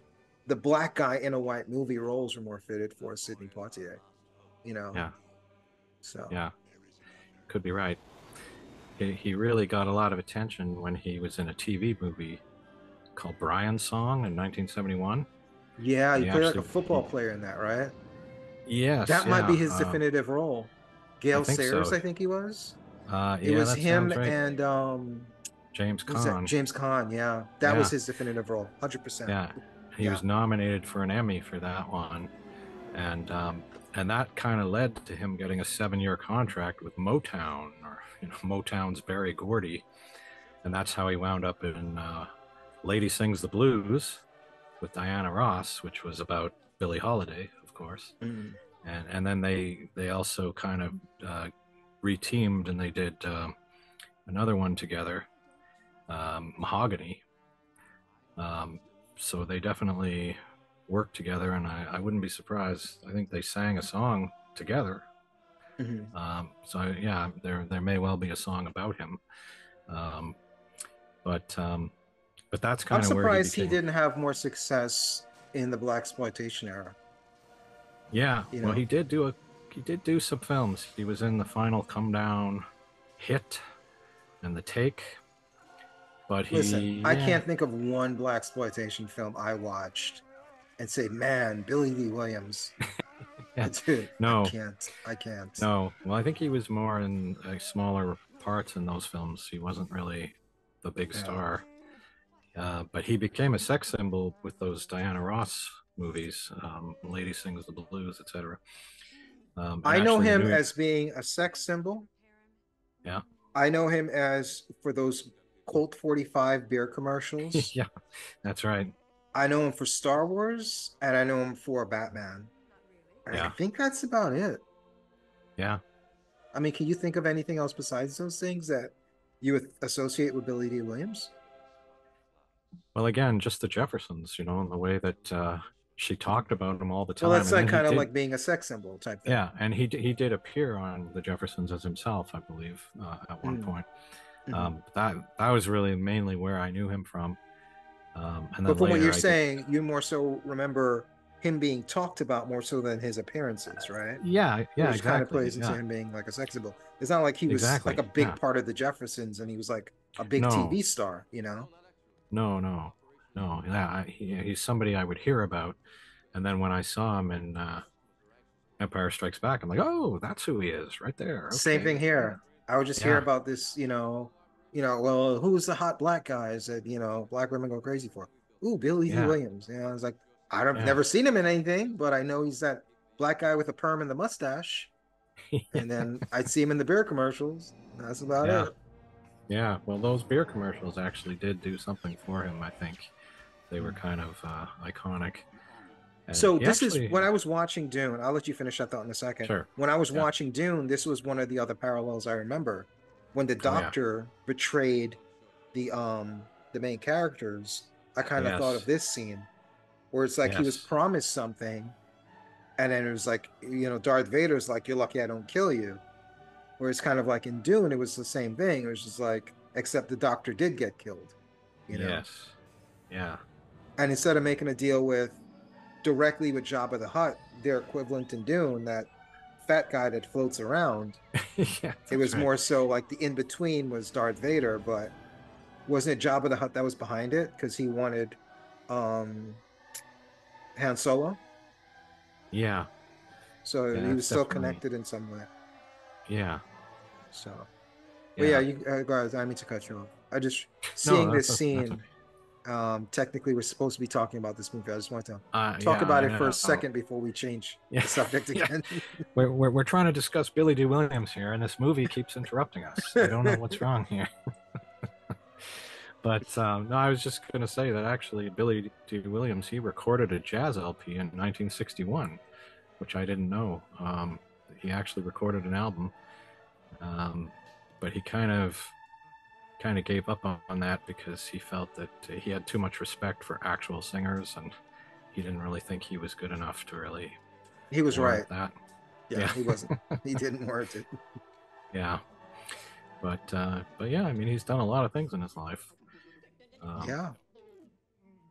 Listen, for a guy that you can only remember for a handful of things, he's had a pretty long career, you know? He has. Yeah, totally.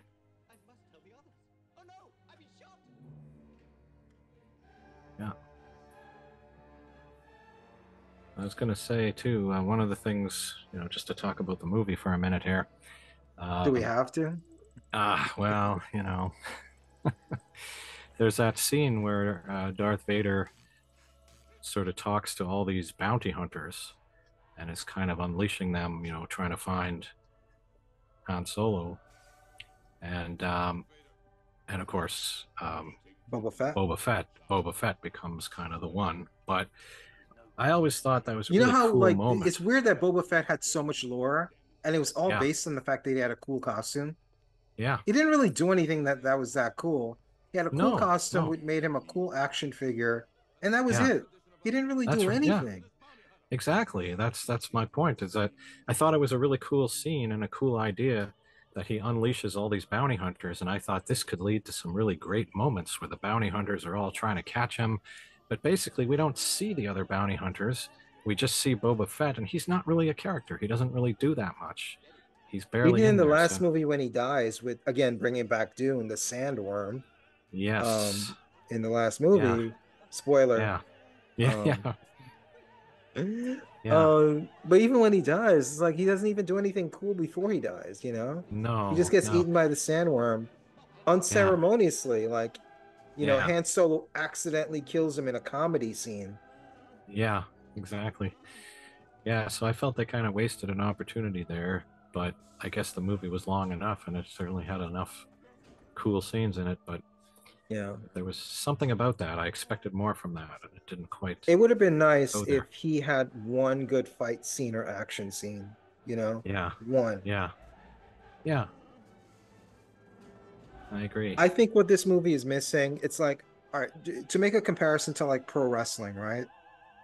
In Yeah, pro wrestling, to get someone over, which just mean to get the crowd to either love them or hate them if they're a good guy or bad guy, you get to see them do all of their cool moves against a jobber, which is just a yeah, vanilla, plain looking guy who comes out in plain shorts.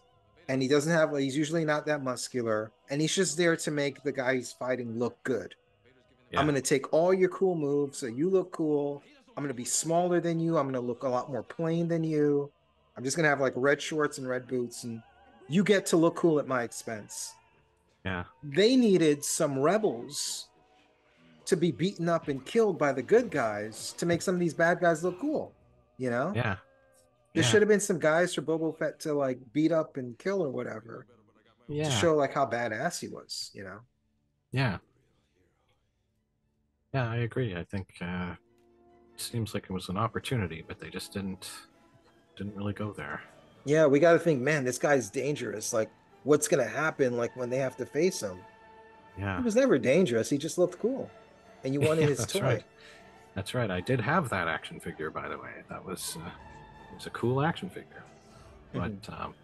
but yeah, I just wasn't there in the movie as far as I was concerned. Yeah,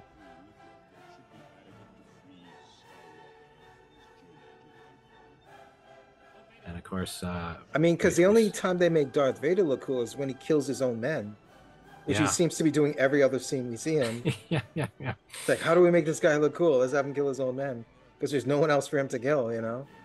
yeah, Because the good guys are just like five people, essentially. yeah. It's kind of a bad strategy though. Like every time somebody slips up, Darth Vader kind of kills them. And these are Yeah. guys who probably worked their way up for 30 years. They've achieved a level of They're about to success. cash in their pension. You know, yeah, and it's like, all right, I'm killing you, and you're gonna run out of guys like that. You're gonna wind up with 18-year-olds in charge of everything They should because have had a they're, scene at like one of the bars where the yeah, stormtroopers are saying, "Man, I'm getting too old for this. I'm 2 weeks away from retirement. I'm gonna cash in my pension and retire with my wife on yeah, the island of whatever, or the yeah, planet of whatever, or on retirement planet." And then it's like, yeah, Darth Vader needs to speak to you too. Oh, Darth Vader, cool.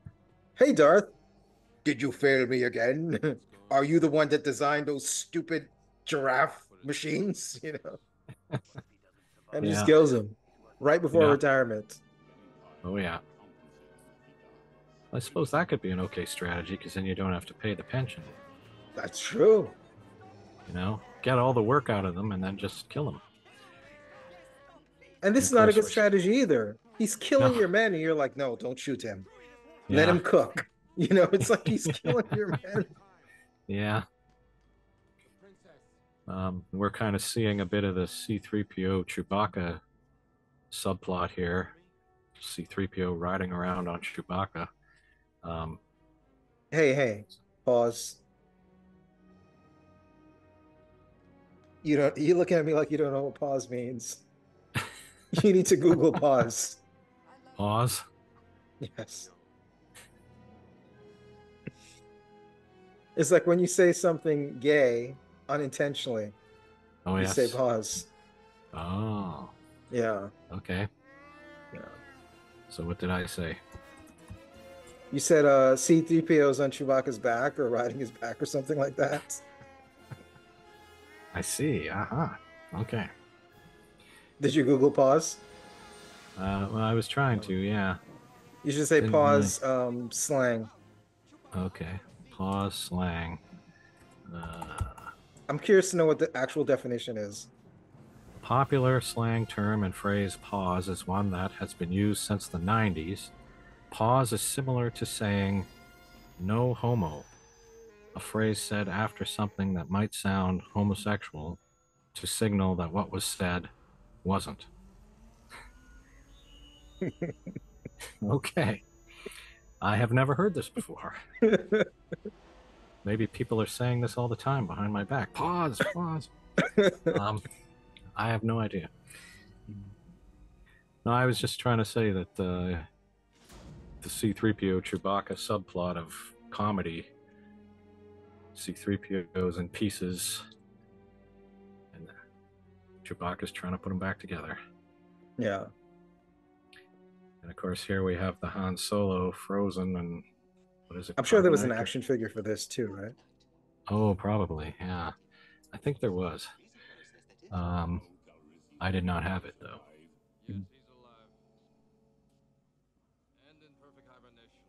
Yeah.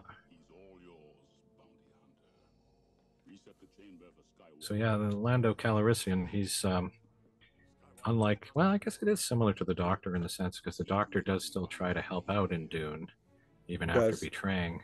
Yeah. But Lando, he's a little bit ambiguous in a way because he sort of betrays, but he sort of helps, and he ultimately winds up on the right side of things. Well, the But Doctor's a good guy. He just wanted his wife back.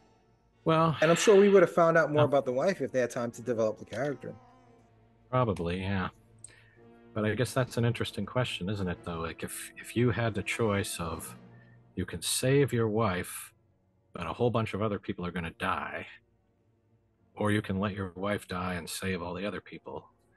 It's What one would of you those do? things where if you're the main character, you got to save your wife. Yeah, But if you're the side character and you want to save your wife, you're being selfish. If you're the yeah, main character and you want to save your wife, that's your hero's journey. yeah. Because I remember, you said you watched the Spider-Verse, the most recent version, right? I did, yeah, yeah, So the bad guys, the other Spider-Men, are saying, do what's for the greater good. Let your yeah, father die. yeah. That's Or right. there's going to be all these consequences and all these deaths if your father doesn't die. Yeah, But what does the hero of the movie say? No, I'm not going to let my father die. I don't care like what happens to the rest of the world. He's my dad. yeah, I mean, if he's not the main character, isn't that kind of selfish? Isn't that yeah, exactly what the Doctor did? No, I don't care about any of you. I just care about the one person I love, you know? yeah, To hell with everyone else. yeah, But if you're not the main character, it's like you better, you know. And that's kind of like the way the world works, you know.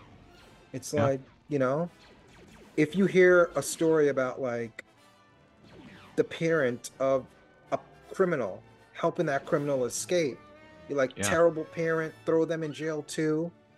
But then if yeah, it was someone you loved, you would help them, wouldn't you? yeah. So Yeah, well, I guess that's the dilemma, you know?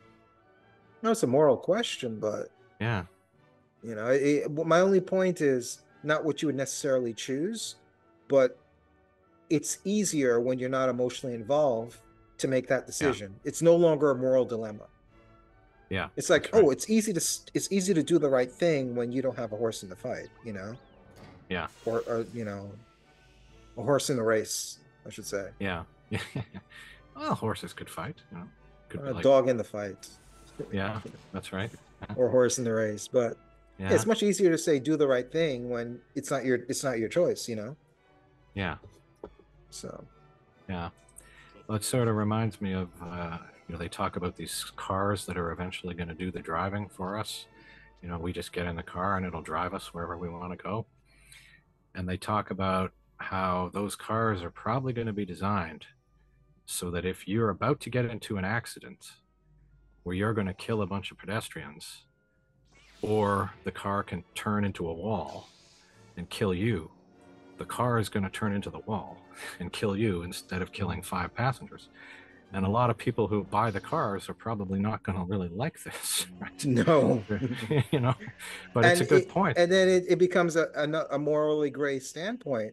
What if the person that you're about to crash into, they're in the wrong, Yeah, but the computer that's driving the car just knows that if you don't move, or if you move, we can avoid the accident, but yeah, it's not reading like whose fault the accident would be, you know? yeah, So yeah, it's like some drunk assholes can be like, oh man, dude, I was so hammered last night. I got into an accident, but I'm fine. And yeah, you're only fine because the other guy who did nothing wrong was being driven by a computer who avoided you. So yeah, yeah. Well, it's an interesting question, like, is it all about the individual or is it about the greater good for the greater number of people? I knew you were a commie. Yeah. I had a line in a movie I wrote. It was a comedy. It's crackhead. It's called Scumbag Uh, Hustler. I think it's on YouTube. yes. He had this line. He's like, "You cut them and they'll bleed commie red." Also, it's funny because everybody bleeds red, but he was just so That's right. worked up. He was like, "You cut Yeah. them, he's gonna bleed commie red." Yeah.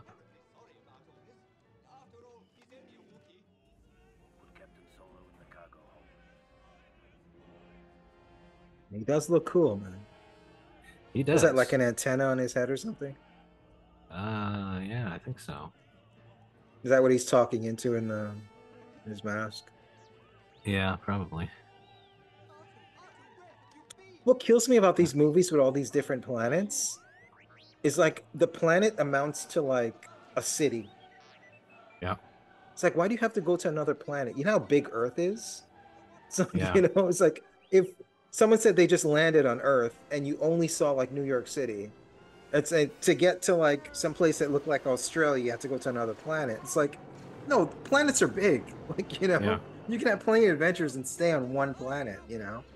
Or every Yeah. time you get to a planet, you don't have to get to the exact same location. Every Yeah. time you come to Cloud City, you're coming to this one building. Yeah. Think about the size of a building when you think of the entire planet. How tiny is Yeah. one building on the entire Earth? Yeah. But that's one thing with space travel that I never got is that they never explored a planet fully. Yeah. A planet was either this jungle, and this is Jungle Planet, this building, and it's Sky City because this building's in the sky. But Yeah. like with these sci-fi movies or these space movies, there's never big scope. Even with Dune. Dune is just one desert, and that's Yeah. the entire planet. Yeah. Well, I guess it's true. If it was a Western or an adventure movie, you'd just be going to different places and they would all be different. But because it's science fiction, It has to be yeah, a well, whole other planet. we go to other planets. And Yeah. yeah, it's a good point that a planet probably isn't all one thing. It's not all snow, it's not all desert. But I suppose it could be at the same time. There could be a It planet that could is be, all. but still, then Yeah. go to like show the scope of it, you know? Yeah. Yeah. Like show True the enough. scope and the scale of like what it's like on that planet. Instead of, Yeah. oh, we've just landed on the planet. Okay, a planet's fucking big. Can you be more specific? You know, it's like Yeah.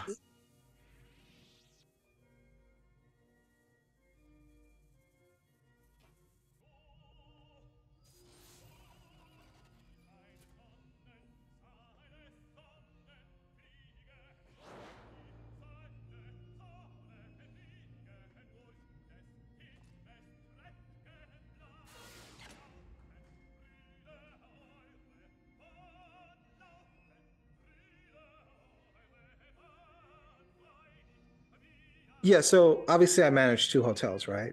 And Yeah. like I mentioned, Tuesdays and Wednesdays is difficult for me to record because we have someone who's basically a houseman working front desk.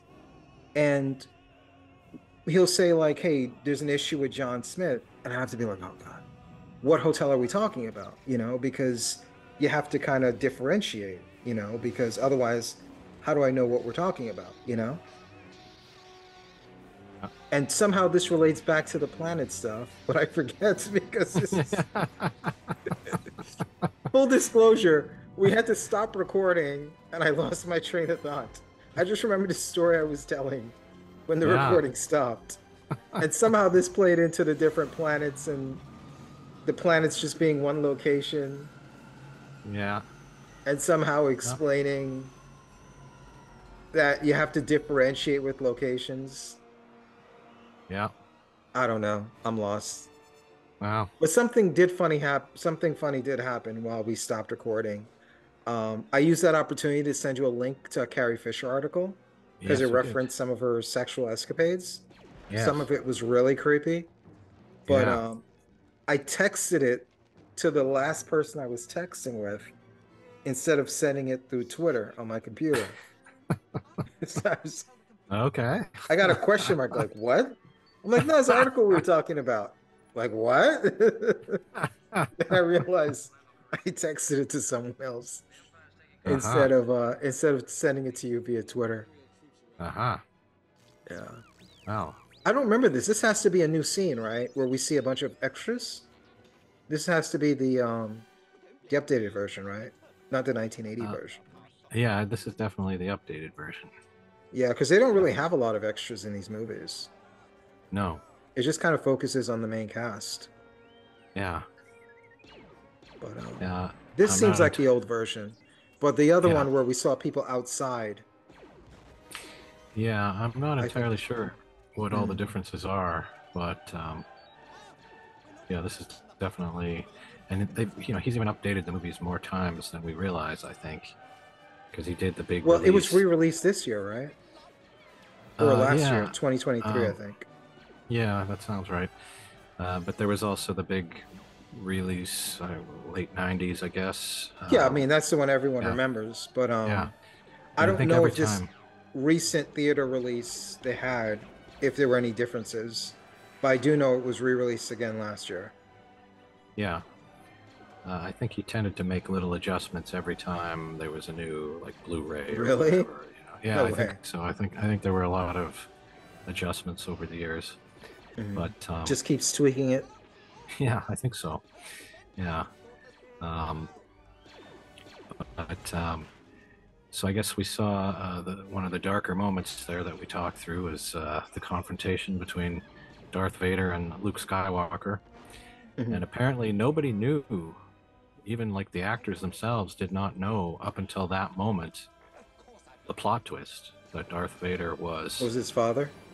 or at least claimed to be his father, because I guess that's not proof. I mean, he says he is, Mhm. but apparently even the actor playing Darth Vader was never told that, and it was just Luke who was told that this is what he's really saying to you, Mhm. and the actor was speaking different lines. He was saying, whatever it was, Luke, I'm Obi-Wan your killed. uncle. No, I think he said it was Obi-Wan Luke, who I'm your killed stepfather. your father or something. So it was very secretive. They didn't let anyone know. Um, And it's But you know, kind of a it's kind brilliant of an interesting. I twist. mean, obviously, it's one of the great all-time plot twists, but it's Yeah. kind of one of those things that was kind of cliched even back then. You know, it's like we're not Yeah, so well, different, you and I. You know, yeah, yeah, yeah.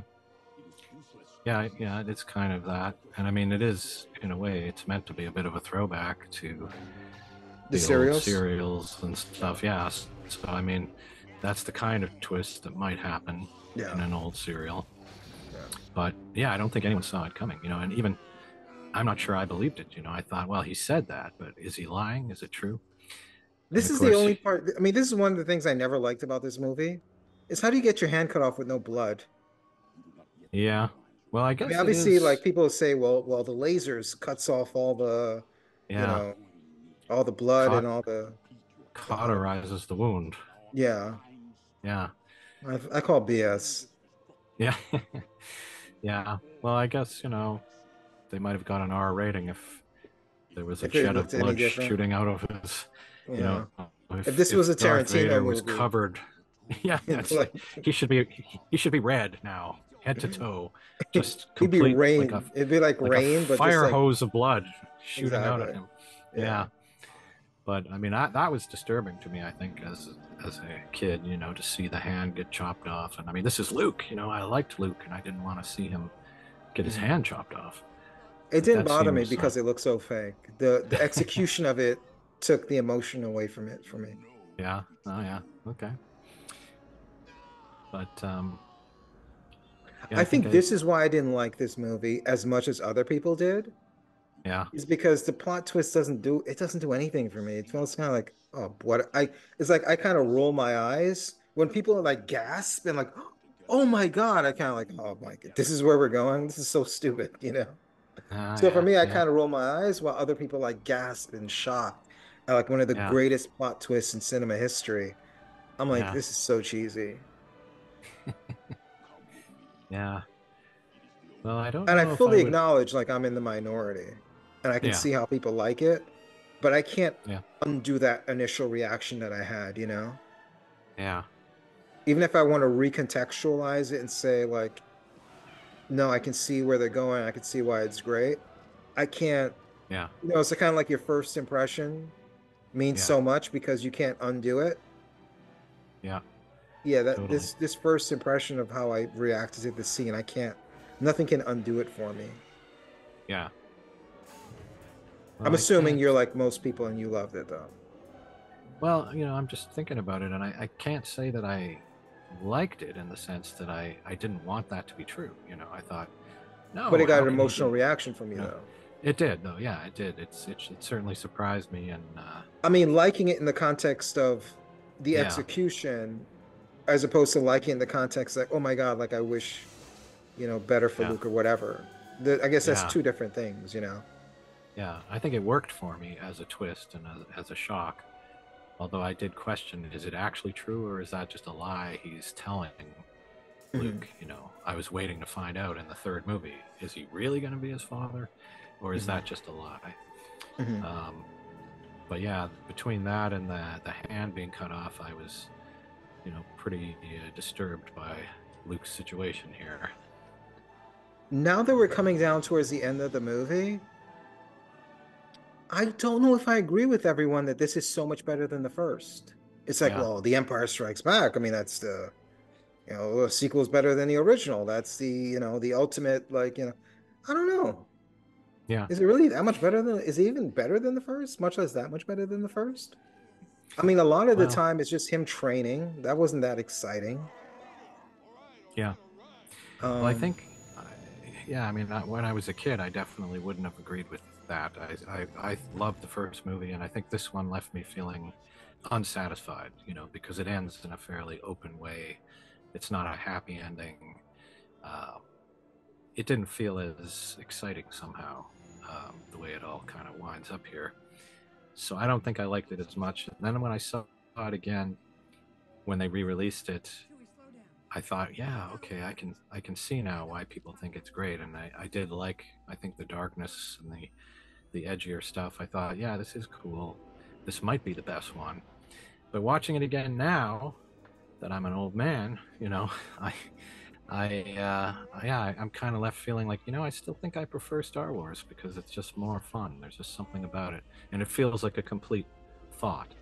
Whereas this one feels like part one of something, in a way. Hmm. It's not done. I mean, the But climax of this movie is them capturing Han Solo yeah, and the fallout yeah, of them losing Han Solo. yeah. And I suppose that's the other thing too. I wasn't too keen on that as a kid. I didn't like the idea that he was put in peril like that. But Mhm. you know, I mean, again, you have a lot of training. You have a lot of will there, won't there, romance stuff. yeah, Oh. yeah.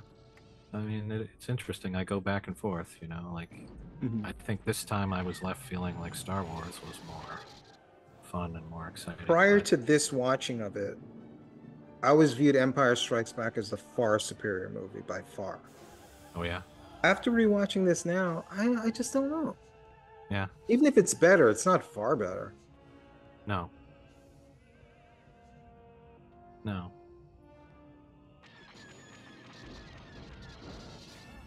But I think it did what a second movie needs to do in the sense that it didn't just repeat the first movie. It didn't just give us the same story again. They Yeah. spent more How money many on it, I sequels guess. are just like a more expensive version of the first movie? Yeah, exactly. So they went a different way and they left us It's its hanging. own movie. It's Yeah, 100% its own movie. yeah, And you have to give it a lot of credit for that. That's a good point. It yeah, feels like the story continues. You're not just, oh, let's, greatest hits, yeah, Let's exactly. repeat all the good songs people like. Yeah, they built another Death Star, and we're gonna have to go blow it up again. Yeah. Yeah. Um, yeah, so I think it did what it needed to do, and that it was, you know, whether it was better or not, it was at least as good in a way, and it was its own thing, and it kind of left us wanting more. We want to find out what's going to happen to all these characters. So we And had things to are see moving part three. forward because Luke is Yeah, more powerful. Darth Vader is not just back, but there's a new layer to his character and his meaning in the overall storyline. yeah, yeah, So there's progression. totally. And there's the cliffhanger of what's going to happen to Han Solo, which is Yeah, again a lot of the serials that he copied. They always end yeah, on cliffhangers, that's right. That's more right. so than the first one. This one hangs on a cliffhanger. Yeah, yeah. Well, again, I go back to that. I don't think he really expected to make sequels. I think he thought it was just a one-off movie, so he kind of ended it. Mhm. But now he knew there's definitely going to be more than two, so I'm going to leave things hanging, and So I we'll have be a friend back for that's a the huge third one. Star Wars fan, and this is his favorite sequence here. Oh yeah, This is where he views it as like a really dark ending right. because there's a possibility that Luke would side with Darth Vader based on this conversation. Yeah, yeah, Because he does concede and believe him at this point. yeah. Because he did say father. That's right. Yeah, yeah.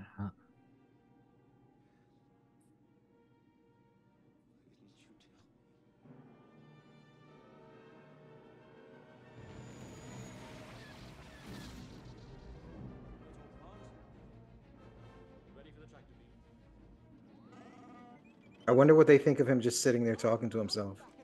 Luke, Yeah. we're kind of fighting for our lives here, You want to chip in instead of talking to Yeah. yourself? Yes, indeed.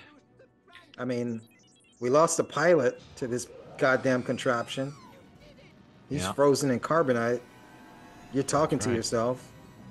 Want to use some of that force power to help us out here? Yeah.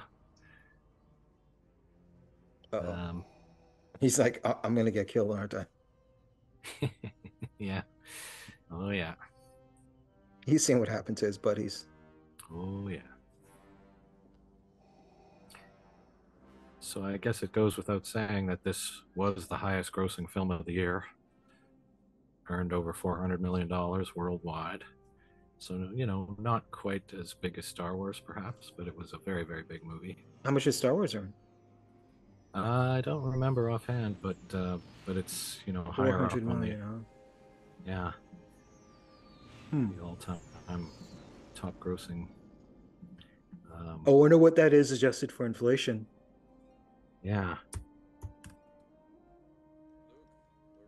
So it earned 400 million for the box office run or for that year alone? that year, that year. Okay. Yeah. Um, yeah.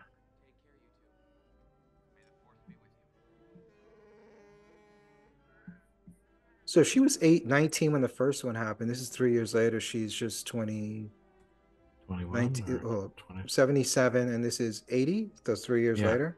22. Yeah. Yes. Mhm. She looks a little older than 22. Maybe She it's all that does. hard living, too much drugs and alcohol. Yeah.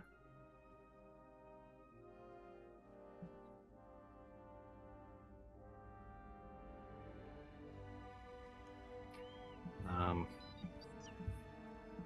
Oh man, Mark Hamill's barely taller than her. yeah. How tall is he? I'm not sure, but I think it's Was he another like your height, example. 5'2"? Ah, I You think can't look he's up what correct. he is because he's going to say a different height than what he actually is anyway. Yeah. Well, I think it's another example of he was supposed to be kind of a young guy, just out of school, and so they often cast shorter people, to push shorter Yeah, than I always their noticed parents. that. Like, kid Yeah. stars, they never get that tall. Yeah. Exactly. I And it wonder why doesn't that make. is. Yeah. Well, I think it's just so you look at them and here's the kid, here's the parents. Like He's the Harry shorter. Potter kid, like none of them, they never get that tall. Yeah. The guy from Different Uh, Strokes, the guy from Webster, like yeah. Emmanuel Exactly. Emmanuel Webster's Emmanuel. Webster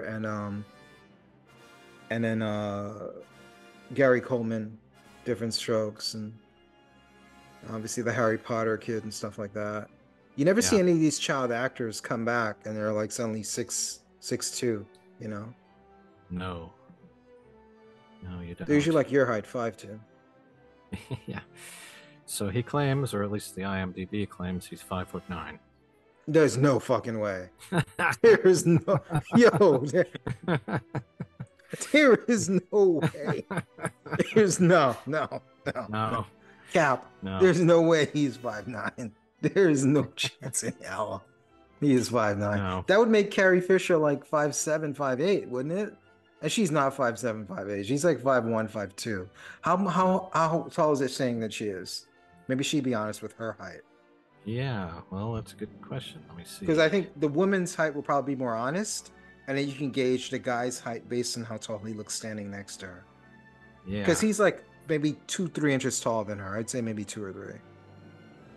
Yeah.